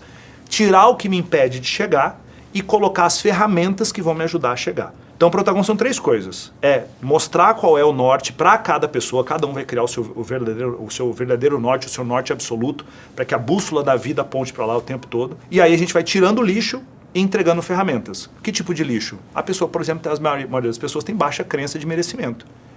Não me vejo merecedor de ter mais dinheiro, não me vejo merecedor de ser rico, não me vejo merecedor de ter uma vida espiritual mais profunda, não me vejo merecedor de ter um casamento bom. Quem sou eu para ter um casamento bom, se meus pais se separaram? Não me vejo merecedor de ter um corpo saudável, não me vejo merecedor de ser bonito, não me vejo merecedor de ser inteligente, não me vejo merecedor de ter sucesso.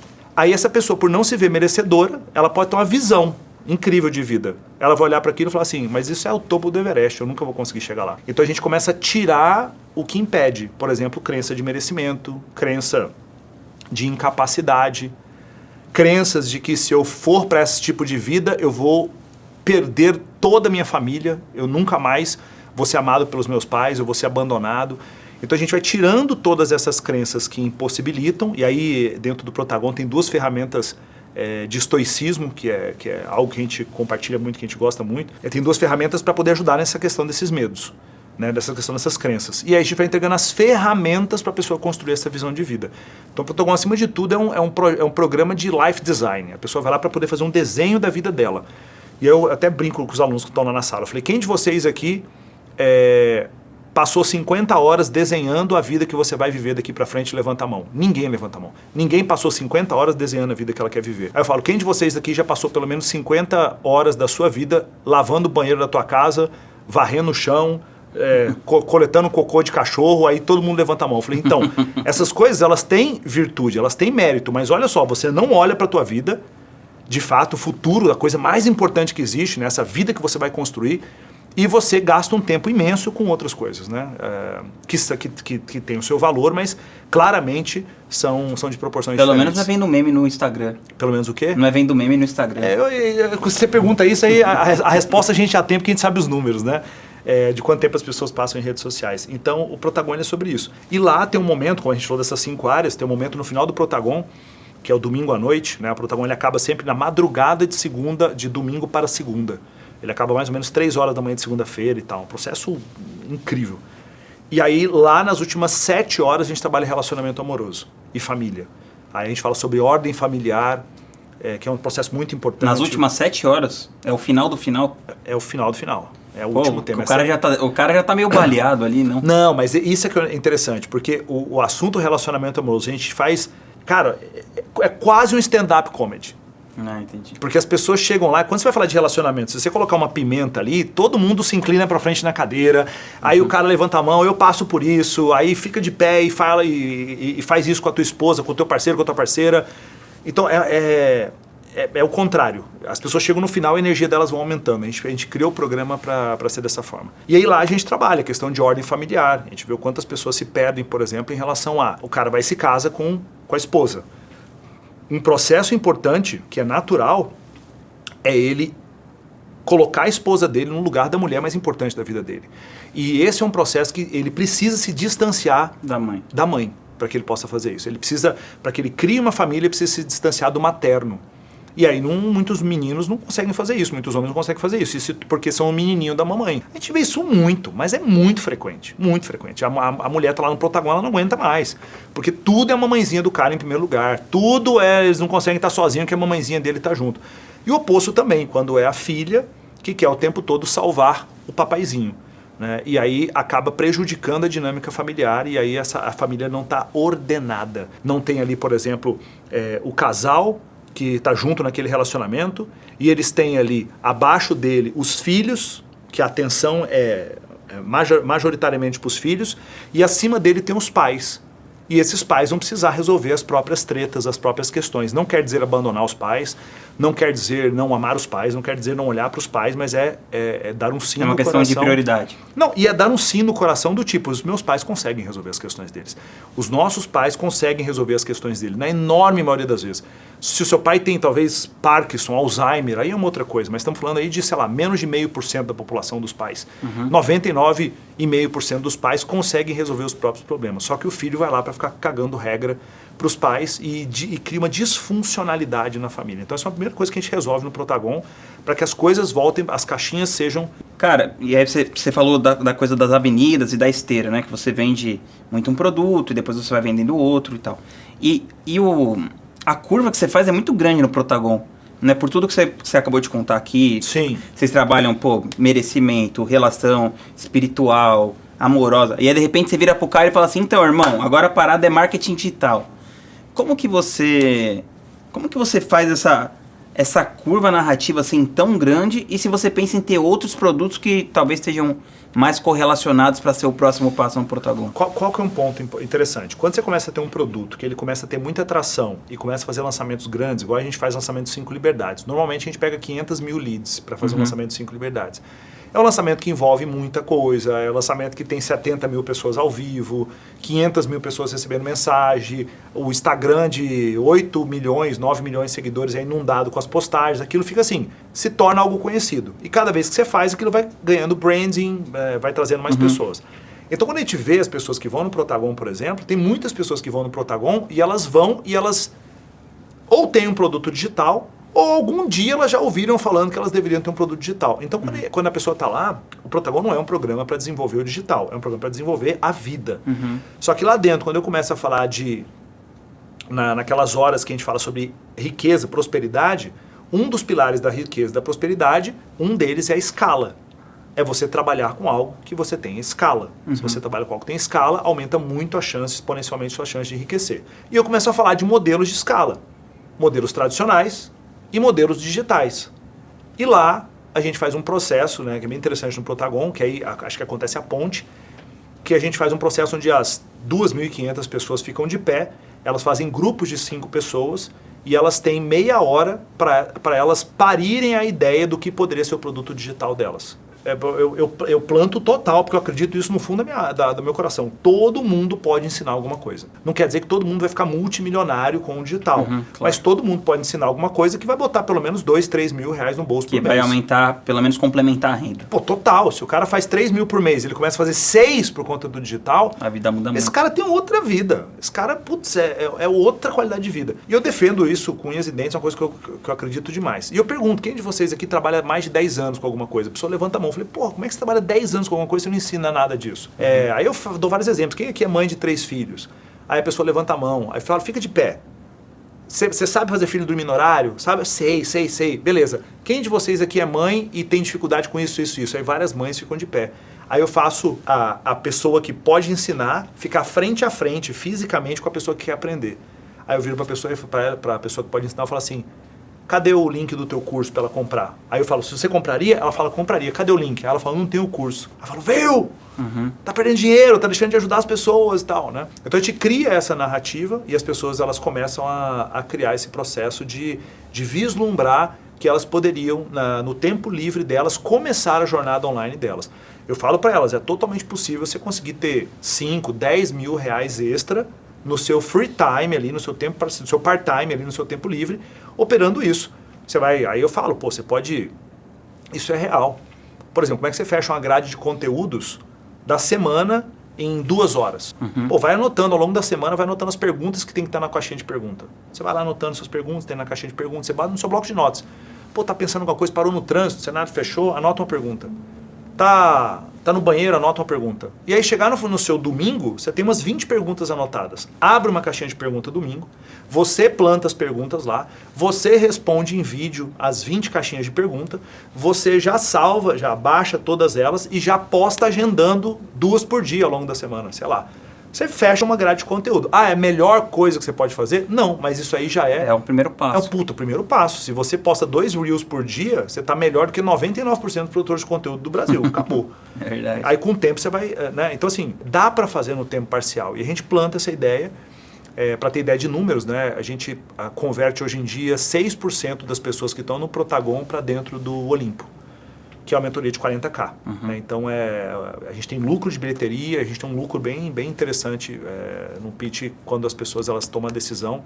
Então, estamos falando aí de um pitch ali que gera 5 milhões e meio de reais, 6 milhões. E fora que é uma receita recorrente. É uma assinatura anual. Exato. Isso tem a ver com aquele lance de constelação sistêmica? Então, a constelação fala mais disso de forma mais concisa hoje em dia, né? Só que se a gente for olhar conceitos do catolicismo de 1500 anos atrás, isso já está lá. Se a gente for olhar, por exemplo, para conceitos bíblicos, né, que remetem a 2000 anos atrás, da Torá, que é a parte os primeiros 5 livros da Bíblia, né?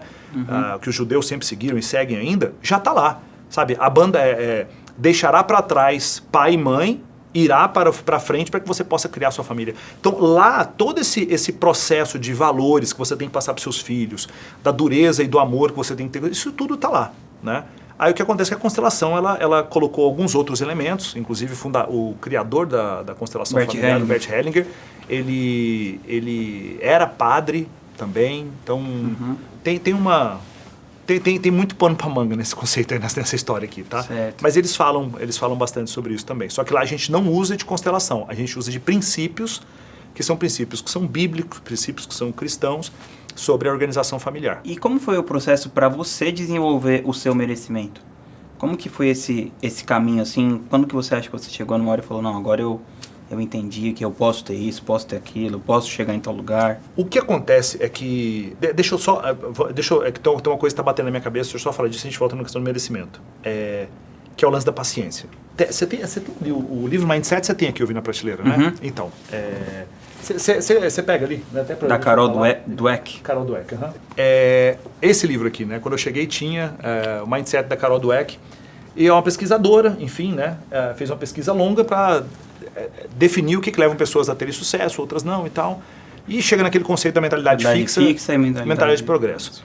E aí eu comecei a perceber que aonde eu estava, eu era sempre o cara que sabia mais do digital, sabia mais do não sei o quê, e eu não estava vendo tantos desafios na minha vida, eu estava começando a perceber que eu estava jogando sempre no seguro, fazendo a coisa mais segura, isso aqui eu já sou bom, isso aqui eu já mando bem. E eu falei, caramba, eu preciso voltar a desenvolver minha mentalidade de progresso, ou seja, pegar uma coisa que eu não sei fazer ainda, esse é um ponto importante, né, que a Carol Dweck define, pegar uma coisa que eu não sei fazer ainda e eu vou mergulhar nesse negócio para que eu possa desenvolver minha mentalidade de progresso de novo. E eu escolhi o jiu-jitsu para isso. Era a época que eu morava no Rio de Janeiro, Ipanema, berço do jiu-jitsu, estava andando lá, vi Renzo Gracie Ipanema, vou entrar nesse troço, fiz minha primeira aula lá. E foi horrível, porque não que a aula foi ruim, mas foi horrível a minha incapacidade de usar o meu corpo para aquilo que eu queria. Eu vi assim, cara, eu não tenho a menor condição. Eu saí da aula falando assim, se alguém me atacar na rua, eu vou morrer. Se alguma pessoa chegar na rua, eu tinha plena clareza naquele momento ali. Porque eu não sabia usar o meu corpo, eu não sabia movimentar o meu quadril, eu não sabia fazer minhas pernas fazerem o que eu queria que elas fizessem. Foi um negócio terrível. Voltei no outro dia, o mestre Áureo até olhou para mim, né, falou assim, você voltou, né? Aquela coisa, achei que você não ia voltar mais. E aí, falei, eu vou levar isso aqui a sério. Eu quero chegar num alto rendimento nisso daqui, eu quero levar isso aqui a sério. O que seria uma meta pra gente? Aí ele falou, a meta é ouro, a meta incrível para todo atleta para todo competidor, atleta, não competidor não, mas para todo praticante de jiu-jitsu é a faixa preta, é algo mítico, né? E eu falei, ótimo, então quanto tempo para chegar nisso? Aí ele falou, quanto tempo você quer se dedicar? Essa é uma pergunta maravilhosa, né? O que você quer? Mas antes disso é quanto tempo, o quanto você quer tradear da sua vida para chegar naquilo? Essa pergunta para mim, eu falei, caramba, incrível isso, porque não é tanto tempo para chegar lá, não, mas qual que é o trade que você quer fazer? E eu falei, 4 vezes por semana. Ele falou, se você vier 4 vezes por semana e você fizer bons treinos 4 vezes por semana, se dedicar nesses treinos, você não tiver variações brutais de peso, por exemplo, ao longo da jornada, engordar pra caramba, porque isso prejudica o teu jogo, prejudica o esporte, mas se você tiver 4 vezes por semana, em 8 a 10 anos você se torna um faixa preta. Quando eu conto essa história em evento, e eu falo isso numa plateia, sei lá, de 3 mil pessoas, eu ouço muitas pessoas rindo. Porque é aquela coisa assim, meu Deus, como assim se dedicar para uma coisa que vai demorar 8 a 10 anos? Como assim? As pessoas não concebem mais projetos de 5, 6, 7, 8, 10 anos. Eu vou entrar nisso daqui e eu vou colher uma coisa maravilhosa daqui a 10 anos. Mas eu tenho méritos e louros em cada momento dessa jornada, né? E as pessoas não têm essa mentalidade. Aí quando a pessoa olha para isso e fala assim, meu Deus, 8, 10 anos é muito tempo. Só que nessa jornada já passou 4 anos e meio.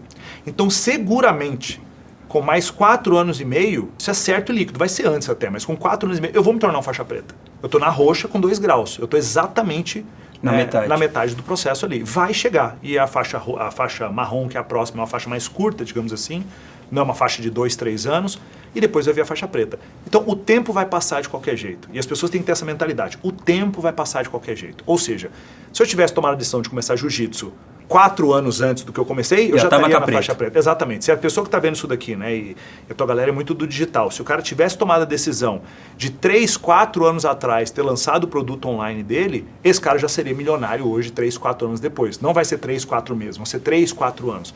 O tempo vai passar de qualquer jeito. Então, joguem um jogo de longo prazo. Joguem um jogo de, cara, eu quero fazer esse rolê. Então, qual que é a minha mentalidade? Eu não estou focado na faixa preta. A minha mentalidade é 4 vezes por semana. A única coisa que eu penso é, eu preciso ir 4 vezes por semana. Tem hora que eu estou indo pro treino, resolvendo coisa no carro, mandando áudio pra equipe, não sei o quê, aprovando um roteiro e tal. Quando eu chego lá, eu desço, entro na academia, eu falo, acabou. Minha cabeça zera, porque dentro do tatame você não tem como pensar mais nada. Tem um cara querendo pegar teu pescoço, arrancar sua cabeça, você não pode pensar no preço da lead, porque senão você está ferrado. Então eu só penso isso 4 vezes por semana. Então, quando a pessoa se concentra na rotina e esquece um pouco a meta, essa pessoa joga um jogo de a minha meta é ir hoje, a minha meta é ir amanhã, a minha meta é ir amanhã, a minha meta é depois de amanhã. E quando eu estiver lá, eu tenho que dar o meu máximo. É só isso. Quando piscar, eu sei que isso vai acontecer. Vai ter um momento onde vai acontecer a graduação e eu vou passar pelo ritual de sair da faixa marrom, que é a minha próxima faixa, para ir para a faixa preta. Algum momento isso vai acontecer, mas para isso acontecer eu só tenho que me concentrar nas 4 próximas idas, que é o que eu preciso matar naquela semana. Então esse é um ponto importante. Fez sentido? Fez. Então, sobre merecimento. Eu era o cara que eu ia lá e eu fazia dinheiro, por exemplo. Como eu falei, né? Eu saí de 15 mil, comecei a fazer 50 mil, mas eu não me via merecedor daquele dinheiro que eu fazia. E quando a pessoa não se vê merecedor de alguma coisa que ela está fazendo, ela pode se sabotar antes e nem ir fazer aquilo, porque ela não se vê merecedora, ou quando aquilo acontece por algum fator, porque o mercado está num timing certo, o mercado está no momento certo, a pessoa fez uma coisa que é boa, ela faz de tudo para se livrar daquilo. Então o que eu fazia? Eu me vi merecedor de no máximo 15. Eu falava da boca para fora que eu merecia tudo de bom do mundo. Eu mereço tudo do bom e do melhor. Eu vou prosperar, vai dar tudo certo. Eu falava isso, mas internamente eu me sabotava. Então eu fazia de tudo. Só que sem perceber, claro. Inconsciente total. Eu fazia de tudo para me livrar do dinheiro. Então, por exemplo, né, na época eu tinha umas 4, 5 pessoas que me ajudavam a fazer os lançamentinhos que a gente fazia. Aí eu tinha um videomaker, que eu morava em Florianópolis. O meu videomaker, ele tinha 10% de coprodução. Não botava R$1 de tráfego. Mas o meu videomaker, ele morava em Cuiabá. Quando eu queria gravar com o videomaker, eu tinha que pagar a passagem para ele sair de Cuiabá, ir para Floripa, pagava hospedagem, aí ele gravava e aí os vídeos saíam. Então esse era o meu plano oculto para ficar sem dinheiro. Aí o cara de tráfego tinha mais 15% de coprodução. Todo mundo tinha uma coproduçãozinha ali. E eles levavam 40% da coprodução, só que só eu botava tráfego. Então mesmo que a gente fosse lá e faturasse, sei lá, R$100 mil numa ação de vendas, com o dinheiro que eu coloquei, chegava no final, eu tinha ficado com 10, 11, 12 mil reais. E aquilo não pagava o meu custo de vida. Aí eu acionava o herói. Porra, agora eu tenho que resolver. Vou lá, vou fazer mais coisa, vou vender tal coisa. Eu ia lá e fazia o dinheiro. E era um ciclo que aconteceu na minha vida durante alguns anos. Então eu não me via merecedor de ter mais. Porque eu acreditava que eu ia... é muito engraçado isso, né? Porque eu acreditava que se eu fizesse mais dinheiro, eu ia me afastar da minha família. Se eu tivesse mais dinheiro, as pessoas que têm dinheiro são pessoas ruins. Porque a pessoa que tem dinheiro é a pessoa que passou outra para trás, e enfim. Então eu acreditava em todas essas coisas. E aí isso fazia com que eu me sabotasse nesse processo. Como é que eu comecei a resolver isso? Eu comecei a... Eu criei uma mecânica de 4 passos para poder ajudar a pessoa a desenvolver o merecimento dela. Eu comecei a aplicar isso em mim primeiro. Que era, para eu merecer o máximo do mundo, eu tenho que dar meu máximo pro mundo. Sabe? Coerência. Total. Se eu quero receber o máximo, eu preciso dar o máximo. Então vou fazer um vídeo, não vou fazer um vídeo porco. Vou fazer uma ação, não vou fazer uma ação porca. Vou fazer alguma coisa, vou fazer bem feito, vou entregar o meu melhor. Né? Como a gente costuma dizer, faça as coisas como se essas coisas estivessem sendo feitas para Jesus Cristo. Como que você arrumaria a tua mesa de café da manhã se Jesus estivesse indo tomar café da manhã com você? Como é que você arrumaria a tua cama se Jesus fosse o teu hóspede? Como é que você editaria o vídeo se quem vai usar aquele vídeo seria para divulgar o sermão da montanha de Jesus, entendeu? Que tipo de vídeo você editaria? O cara fala assim, meu Deus, tem que ser o vídeo da minha vida. Isso é santificar buscar a santidade através do seu trabalho, né? É fazer... Santidade do ofício. Exato. O José Maria Escrivá, criador do Opus Dei, defende muito isso, né? Buscar a santidade através do trabalho. Então, dar o teu máximo para que você esteja apto a receber o máximo. Aí qual é o problema? A maior parte das pessoas hoje dão o máximo ou são preguiçosas? A maior parte das pessoas hoje querem falar como é que eu faço para descer o bambu e trabalhar aqui, entregar muito valor, ou a pessoa está fazendo plano de como é que ela faz o jogo do tigrinho, ou como é que ela passa no concurso para trabalhar 5 horas por dia.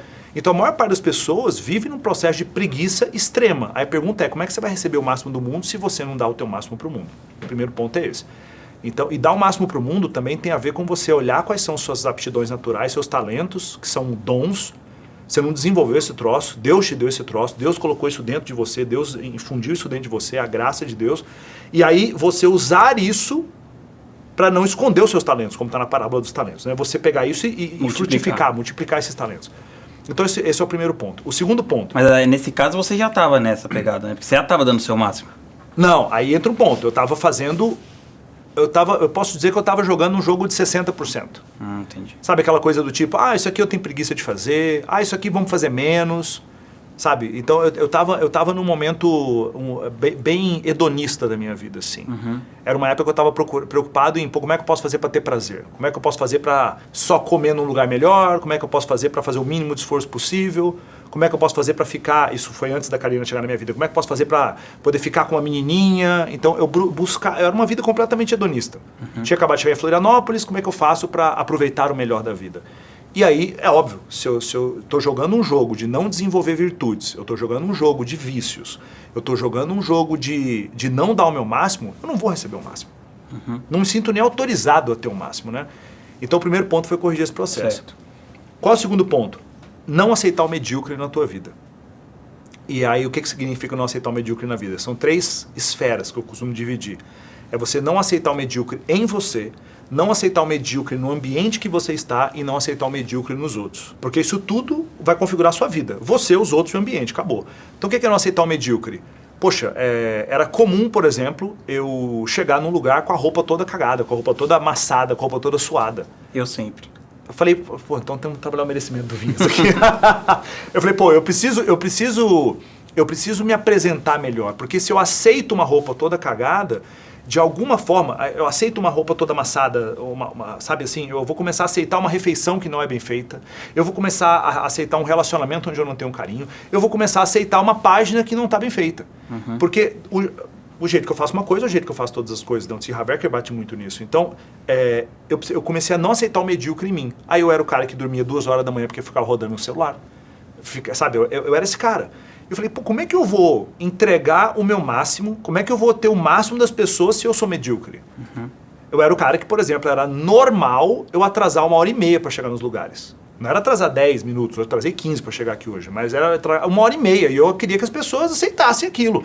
Então, era o cara que chegava atrasado, era o cara que não cumpria prazo para nada, era o cara que dormia de madrugada, era o cara que não cuidava da alimentação, era o cara que não lia, mas era o cara que, o seguinte, eu queria que as pessoas achassem que eu era super estudioso, né? Que eu buscava a vanglória, a glória vã, a glória vazia, né? Isso era muito comum. Então, assim, eu estava aceitando o medíocre na minha vida. Eu falei, vou mudar. Eu preciso dormir pelo menos 7 horas e meia por noite. É aplicativo agora para medir ali como é que está traqueando o sono. Ir para a cama no horário certo, tomar água, andar com um cantilzinho d'água para onde vai, tá no carro ali, né, aqui na frente. Então, assim, eu comecei a não aceitar o medíocre em mim. Quando isso começa a acontecer, você fala, cara, olha como é que eu estou cuidando da minha vida. Naturalmente, você começa a não aceitar o medíocre no teu ambiente. Aí tinha coisinha quebrada em casa, eu deixava quebrado. Eu, não ia botar o celular para carregar na tomada, porque ela estava estragada, eu botava na outra. Falei, não, tem que arrumar a tomada. Não posso aceitar essa tomada, porque se eu aceito essa tomada, eu começo a aceitar outras coisas na minha vida. Até hoje, cheguei na empresa, a gente tem um andar inteiro de uma sede nossa, 700 metros quadrados, 150 funcionários, né? Um negócio incrível. Entrei na sala de reunião, porra, sala de reunião tesão, aquela TV gigante que é touch, não sei o quê. E tinha um monte de caixa empilhada, tudo cagado lá na sala. Eu tirei foto e mandei no meu diretor. Eu falei, tira esse troço daqui. Se eu começo a aceitar aquilo vai se espalhando para outras áreas da empresa. Entende? É aceitar o que é feio, aceitar o que é mal feito, aceitar o que é medíocre. Então, é começar a consertar o que está no teu ambiente. É aquela parada da teoria da janela quebrada. Total. Né? Explica pra galera que não sabe o que é a teoria da janela quebrada. A lenda, estilo Curupira, tem um carro na rua, e aí o carro tá lá, passam vários dias, não acontece nada com o carro tá lá safe. Aí, em determinado momento, alguém quebra uma janela do carro. Aí passam-se poucas horas, o carro já tá virado de cabeça para baixo, jogaram fogo no carro. Depenaram tudo a partir daquele fato da janela quebrada. E o Ícaro fala uma outra coisa que é parecida com isso. Já falou para mim ele fala o seguinte, que a corrupção começa na arquitetura. Então se você tá num lugar que é tipo tudo bonito, tudo arrumado e tal, ele fala assim, por exemplo, você vai na Europa, numa cidade legal e tal, não tem fio, né? Os fios são todos subterrâneos. A arquitetura é toda bonitinha. Ele fala assim, é um lugar que tem uma tendência menor de ter corrupção só pelo lugar, só pela arquitetura do lugar. A Nova York é uma das cidades mais perigosas do mundo. Rudolph Giuliani implementou uma sequência de ações lá em Nova York e dentre elas o metrô era um lugar muito perigoso, de muita violência, roubo, estupro, enfim. E ele fez o metrô se tornar um lugar mais limpo possível.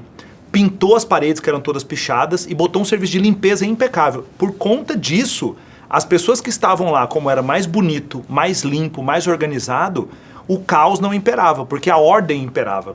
A ordem da limpeza, da beleza, da organização, enfim, né? E aí isso tem a ver com a teoria da janela quebrada. Se o carro tá lá, esse carro é de alguém. Ele tá inteiro, tá intacto, tá limpo, alguém tá cuidando dele. Quebrou o vidro, a gente pode fazer o que a gente quiser. E eu comecei a não aceitar o medíocre no meu ambiente. Então, por exemplo, era uma época que eu tinha um C3. Pô, não é a Lamborghini igual tem hoje, as Mercedes que a gente tem também.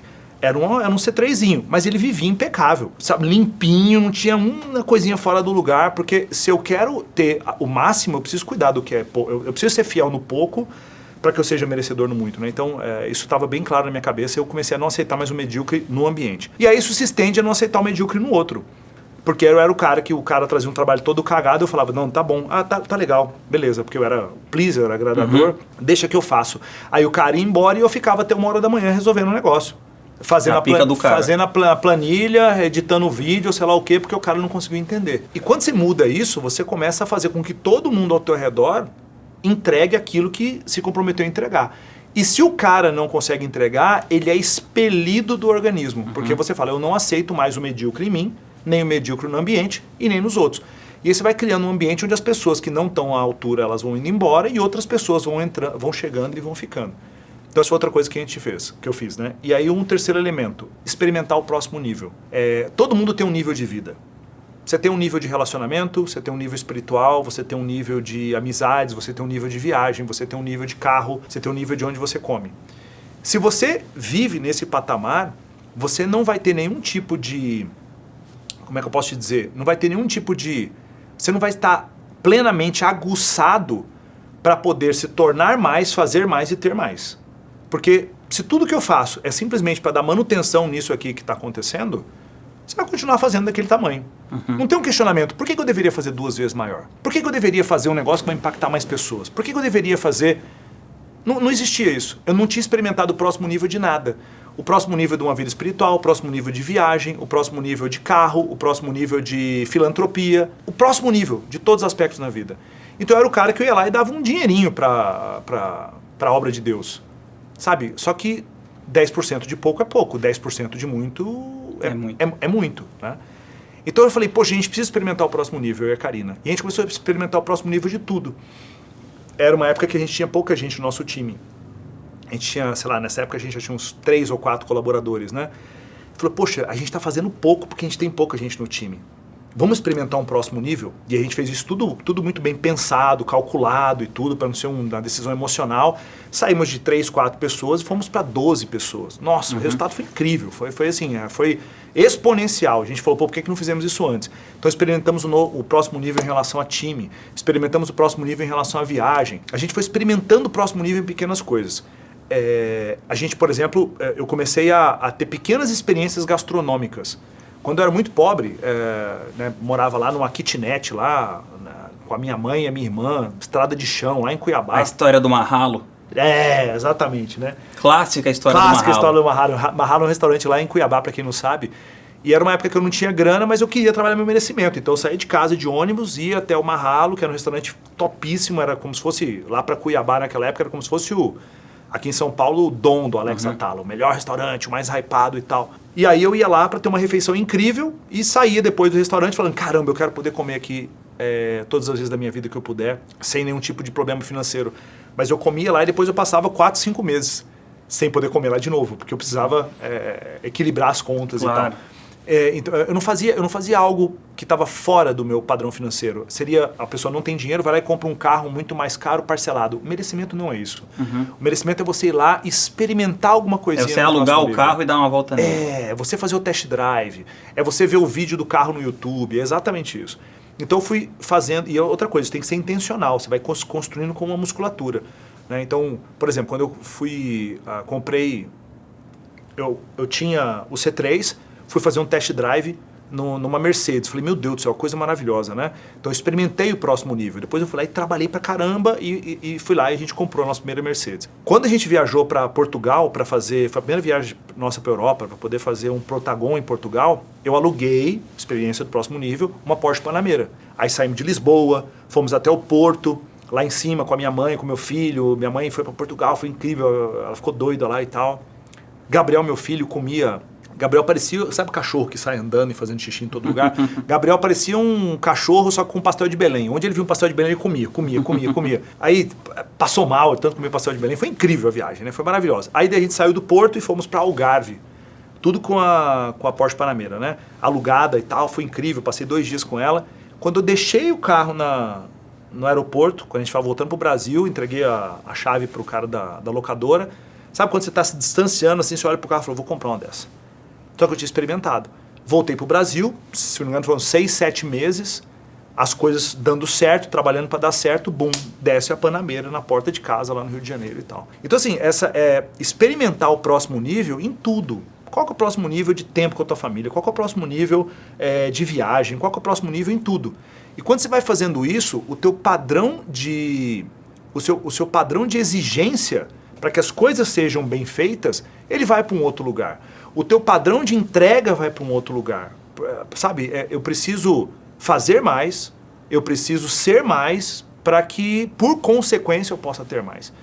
Então, acho que isso foi esse experimentar o próximo nível espiritual, sabe? Eu e a Karina indo na missa não só aos domingos, mas várias vezes por semana, sabe? A profundidade que a gente conseguiu ter em várias áreas da vida foi por conta desse experimentar o próximo nível, né? E o último item para trabalhar o merecimento é devolver para o mundo. O que isso significa? Significa que estipula o que você vai devolver para o mundo. Então, estamos falando do quê? Trabalho voluntário? Estamos falando de dinheiro? Estamos falando do quê? De tudo isso, mas, como eu falei no começo, né, 10% de pouco é pouco. E nem 10% a gente tirava do que a gente faz de lucro no negócio para poder entregar para a obra de Deus. E hoje a gente vê que 10% de muito é muito, o impacto disso é muito grande. Então, quando você fecha esse ciclo, né, você dá o teu máximo, você não aceita o medíocre nas coisas ao seu redor, você experimenta o próximo nível e você devolve para o mundo. Isso retroalimenta o processo, sabe? Então, quando a gente vê, né, antigamente a gente fatura mais ou menos 140 milhões por ano. Aí a gente fala assim, cara, como seria chegar a meio bilhão por ano, 500 milhões de faturamento? A gente está criando planos para isso. Para a gente poder romper esse platô que nós estamos aí já há 2 anos de 140 milhões e chegar a 200, 250, 300 e a gente chegar nesse nível. Inclusive com negócios que são fora do digital também, que a gente está olhando bastante sobre isso, a gente pode falar disso. Mas, porque eu sei que... Você sabe disso. Chega um ponto que mais dinheiro não faz diferença na sua vida. Se você está fazendo 10 mil por mês, você passa para 50, a sua vida muda bastante. De 50 para 100, ela muda muito menos. De 100 mil para 300 mil, muda muito pouco. E aí isso vai se tornando... É igual quando você vai comprar um carro muito mais caro. né? Aí cada vez você tem que gastar muito mais dinheiro para uma diferença menor. Muito pequena. Sei lá, você tem um carro que ele faz de 0 a 100 em 3 segundos. Aí para você comprar um carro que faz de 0 a 100 em 2,8 segundos, você gasta 2 milhões de reais a mais. É uma loucura. É o dobro do preço do carro para você poder... Né? Então, assim, é uma melhoria marginal, é muito pouca, né?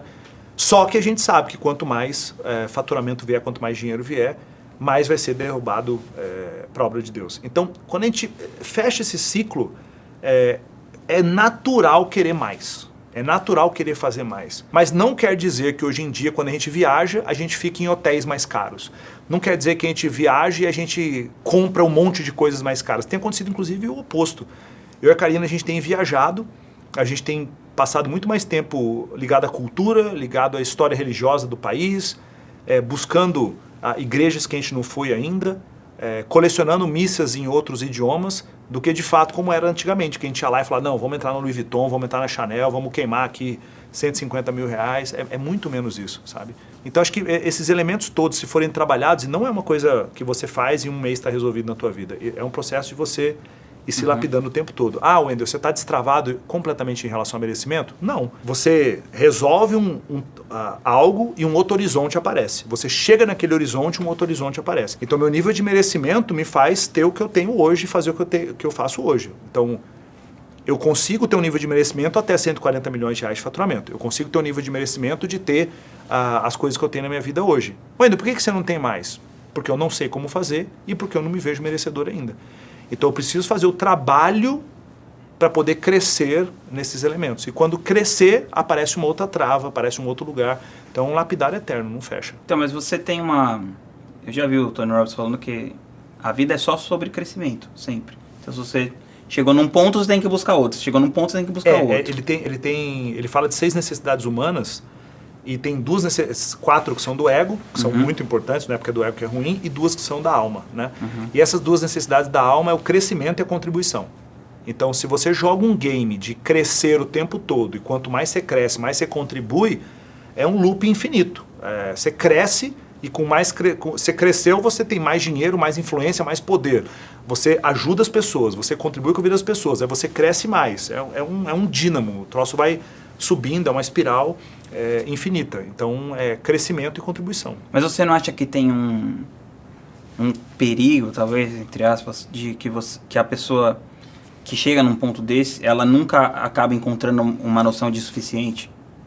Existe. Aquela coisa meio Arthur Schopenhauer, que ele fala que o dinheiro é que nem a água do mar, quanto mais você bebe, mais sede dá. Sim, isso é uma coisa bem interessante. Por quê? Eu tenho estudado muito com o padre Paulo Ricardo, para poder fazer o meu processo de desenvolvimento espiritual e tudo, né? E a gente tem o hábito de ouvir homilia diária no Spotify ou no YouTube, enfim, que é um áudio de 5 minutos, que é o comentário do Evangelho do dia. E a plataforma do Padre Paulo Ricardo, que é maravilhosa, tem inúmeros cursos lá, R$49 por mês, um negócio que vale muito a pena. Trabalho sério, profundo, qualidade estética inacreditável. E o Padre Paulo Ricardo, semana disse algo bem curioso, né? Existem esses 2 alimentos, o alimento da alma e esse alimento do mundo físico, carnal, né? Então vamos colocar o alimento espiritual e o alimento financeiro, né? A concretude, eu preciso ter alguma coisa, eu preciso comprar, eu só compro através de dinheiro e tal. O alimento espiritual, quando a pessoa tem acesso ao alimento espiritual, a sensação que gera para a maior parte das pessoas que estão começando numa jornada espiritual profunda, eu estou começando uma jornada espiritual profunda, estou longe de atingir as moradas espirituais, né? Igual a Teresa d'Ávila falava. Então, você tem acesso a pouco. Li alguma coisa, fui numa missa, foi maravilhosa.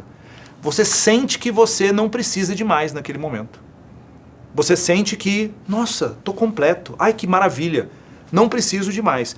Então, a jornada espiritual, você tem um pouco e você se sente saciado, é uma falsa sensação.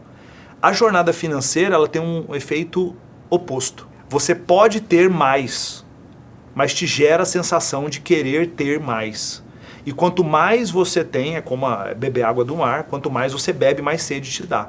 E isso gera. Tem um cara que eu vi certa vez isso de uma pessoa que é o seguinte, né, no podcast em inglês. A incapacidade que ele tinha, depois de ter feito tanto dinheiro, de se sentir feliz com coisas do cotidiano. Porque ele só conseguia se sentir feliz se ele agora pegasse o avião dele e viajasse para Paris para comer naquele restaurante. Prostituição dos gostos. É só lá que eu consigo ficar feliz agora. Isso é uma puta disfunção. Aí não tem nenhuma lógica. E eu acho que aí você tem uma escolha, né? De você olhar para a vida como se nada fosse um milagre ou como se tudo fosse um milagre. Então, eu tô no meu café da manhã lá em casa. Cara, são 3 fatias de pão, é o mamãozinho cortado com uma frutinha vermelha ali. Gema mole. Ovinho com gema mole. Cara, aquilo pra mim é um dos momentos mais icônicos do meu dia. Um bom café moído lá e tal. É um café da manhã, cara. É ovo, mamão, a frutinha vermelha ali, que a Karina é nutricionista, tem que ter antioxidantes, blá, blá, blá.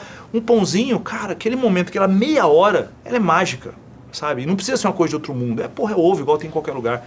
Então, pra maioria das pessoas gera isso. Aí é a corrida dos ratos ali, né? O cara consegue o carro, quando consegue o carro, o cara consegue a viagem, imediatamente aquilo para de ser prazeroso. Eu já vi gente que estava numa viagem que eles sonharam a vida toda e na viagem eles já estavam dizendo para mim para outro lugar que eles queriam ir. Eu falei, cara, curte essa porra dessa viagem. Vocês estão aí, para de ficar planejando outra viagem, curte cada momento. Aquela coisa que você só pode desejar aquilo que você não tem. E esse bem-estar tá em você conseguir apreciar o que você tem. Acho que esse é um ponto de sabedoria. E acho que o mundo que a gente vive hoje, ele tem gerado nas pessoas isso é bom, mas tem que usar com parcimônia. A possibilidade de que você consegue fazer tudo ou ter tudo, a todo momento. Então, por exemplo, você está 22 horas na sua casa, 22 horas, está de noite na tua casa, e você percebe que está tendo um problema na tua empresa. Você poderia puxar uma reunião às 22 horas, e todo mundo nas suas casas entraria numa reunião. Se você falasse para o seu pai, nos anos 80, que alguém ia puxar uma reunião do trabalho às 22 horas, o que ele ia falar? Você tá de sacanagem? Claro que não. Então, tinham limites. Hoje em dia não tem limites. Então, você pode... E aí, por isso, a gente fica sendo convidado a fazer tudo o tempo todo, ao mesmo tempo. A gente podia trabalhar mais, podia fazer mais, podia produzir mais, podia ter mais coisas. Aí, a partir do momento que tem, mas a gente tem isso aqui agora, mas a gente podia ter o outro. E aí é uma sensação de corrida em torno do rabo, entendeu? Nunca vai saciar. Nunca vai. Mas você sente que... porque você já conquistou muita coisa. Sim. Que em algum espectro da sua vida você conquistou o suficiente? Mas em que sentido? Sei lá, por exemplo, você já tem dinheiro suficiente, você já cuida da sua saúde o suficiente, você já cuida da sua espiritualidade o suficiente? Você tem esse sentimento de que você tá no suficiente ou você se sente... sei lá, como se fosse devendo, assim, entre aspas? Acho que o sentimento de ficar devendo é um sentimento que todo mundo tem. Por quê? Porque existe o que é possível ser feito e existe o que é o ideal. Ideal só existe na ideia, por isso o nome ideal. Então, idealmente, eu poderia ter um abdômen trincado. Minha barriga é reta, mas ela não é trincada.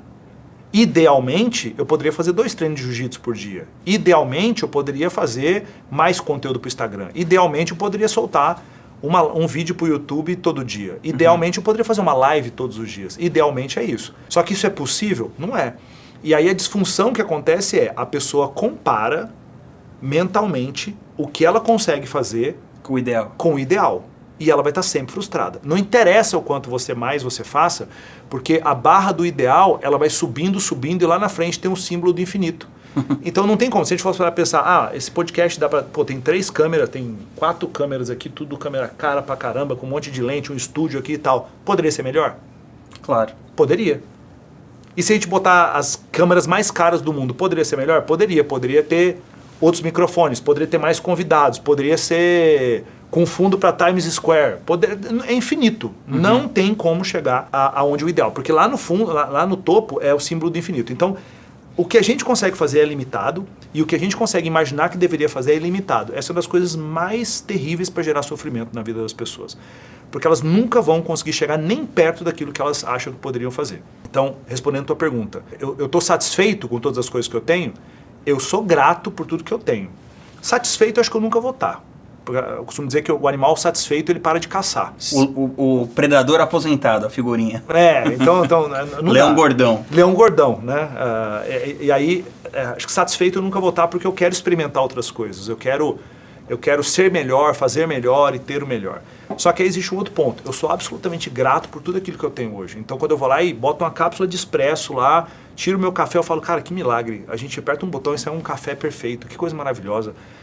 De chegar em casa e ligar o Netflix, eu falei, gente, olha só, antigamente a gente tinha que ir na locadora. Cara, eu tenho aqui milhares de filmes na minha casa. Coisa maravilhosa. Da minha esposa estar saudável do meu lado. Então, eu tenho esses rituais diários de manifestar gratidão 4, 5 vezes por dia, de entrar nos meus carros. Eu adoro carro, aprendi a gostar de carro com meu pai. Entrar na minha Mercedes, falei, pô, que carro incrível. Entrar na minha Lamborghini, falar, pô, que incrível. Sabe, no nosso jato, ou todas as coisas, né? De ser brutalmente grato por conta daquelas questões. Mas existe uma coisa que a gente descobriu recentemente, eu e a Karina, né? Eu e a Karina, a gente estava num momento muito de, sucesso financeiro, relacionamento, as coisas tudo indo bem. E eu comecei a me questionar assim, o que é a verdade? Sabe, assim, eu falei assim, cara, eu preciso que a verdade com V maiúsculo, seja revelada para mim. E a Karina é muito minha intercessora. Muitas coisas que chegam, elas não chegam para mim, elas chegam através da Karina para que a Karina me fale. E a Karina teve um sonho, uma visão, um sonho, e ela ficou 4 meses sem me falar isso. E ela não sabia como falar. E um belo dia ela chegou para mim e falou assim, amor, eu tô um tempão querendo fazer esse convite, eu nem sei como te fazer. Porque a visão que ela teve foi o céu se abrindo, anjos, a cruz de Cristo, enfim, e uma voz dizendo, vocês são cristãos e você precisa levar o Wendel para a Santa Igreja Católica. Vocês precisam ir para lá. E aquilo ficou para a Karina e falou, meu Deus do céu. E aí, eu questionando, o que é verdade? O que é verdade? O que é verdade? E a Karina falou assim, vamos na missa? E sabe quando você falei de bate pronto? Vamos! Aí ela, oxi, mas você... Porque ela achava, ela estava 4 meses que ela falava, ele não vai topar, ele não vai querer, ele vai achar que é loucura, ele vai não sei o quê. E eu falei, vamos. Ela, sério? Aí a gente achou uma paróquia perto da nossa casa, lá em São Paulo, a gente tinha recém-chegado em São Paulo, isso tem 2 anos e pouco. E aí fomos, e depois daquela missa a gente nunca mais parou de ir na missa aos domingos. Hoje a gente vai ao longo da semana também. Então o que acontece? A sensação que a gente tem é que a gente encontrou o caminho mais profundo para si na vida. A gente viu o quanto a gente é neném nisso, o quanto é profundo o cristianismo, o quanto é profunda a história da Igreja Católica, são 2000 anos ali, uma coisa inacreditável, e o quanto é essa água que está fazendo a gente se sentir satisfeito, sabe? Você pegar, quer ver? Você pega meu celular ali, por favor. Esse é o papel de parede. Pô, massa. Bom deixar eles curiosos, né? Depois a gente põe na tela aí. Tá escrito aqui, né? Você é um pescador de homens, lembre-se disso. Então, tudo que a gente faz, de alguma forma, de formas mais diretas ou indiretas, é para levar a pessoa para o caminho da virtude. E se a pessoa for para o caminho da virtude, essa pessoa, naturalmente, ela vai inclinar a vida dela para Deus e fazer com que a vida dela seja uma vida reta, uma vida digna, uma vida virtuosa e tal. Então, os produtos que nós matamos na nossa esteira, os produtos que nós levantamos, a mudança de narrativa, está tudo indo para esse lugar. Óbvio, a gente vai continuar falando de desenvolvimento humano, vamos continuar falando de como criar empreendedorismo digital, como fazer renda, tudo isso, né? Só que dentro da jornada, a pessoa vai ser sempre levada com um filtro para, cara, faz isso em honra de Deus. Sabe? Inclusive, em mentoria nossa, tem um monte de aluno que a gente não aceita. O cara que trabalha com aposta esportiva, a mulher que faz OnlyFans, sabe? Inúmeros produtos que a gente fala assim, isso aqui não, nicho black, não vai entrar, porque é completamente contra os nossos valores. E aí já teve, super engraçado, né? Que é muito louco, cara. Tem algumas mulheres que fazem OnlyFans e elas vão lá no Protagon para se desenvolver. E elas vêm a mentoria e falam, eu quero escalar no online meu OnlyFans. Aí a Karina vai lá e fala para ela, não, se você quiser eu faço mentoria individual com você, eu não cobro nada, mas para você sair dessa vida e ir para outra, a gente vai te ajudar. Ela fala, não, muito obrigado, não quero ajuda e vou seguir. Paciência. Então, tudo que a gente faz hoje é para isso, sabe? De alguma forma, levar a pessoa para o caminho da virtude. E eu tenho conversado bastante com o Ítalo também, e conversando bastante com ele, eu falei, Ítalo, pô, eu vejo que, cara, cada vez mais a gente tem que falar sobre virtudes para as pessoas. Aí ele falou, cara, presta atenção no meu conteúdo. O que eu falo é sobre virtudes, nesses últimos anos todos. E aí, só que é sempre camuflado. É para a pessoa perceber, quando ela percebe, ela já está indo pro caminho que você deseja, né? Então acho que é nessa linha. Pô, show de bola. Cara, queria te agradecer por você ter vindo aqui no meu podcast, dar essa moral. Agora vai ter vários rios aí. Vários cortes. E tamo junto, até a próxima. Obrigado, viu? Espero que você venha e logo de novo. Amém. Valeu.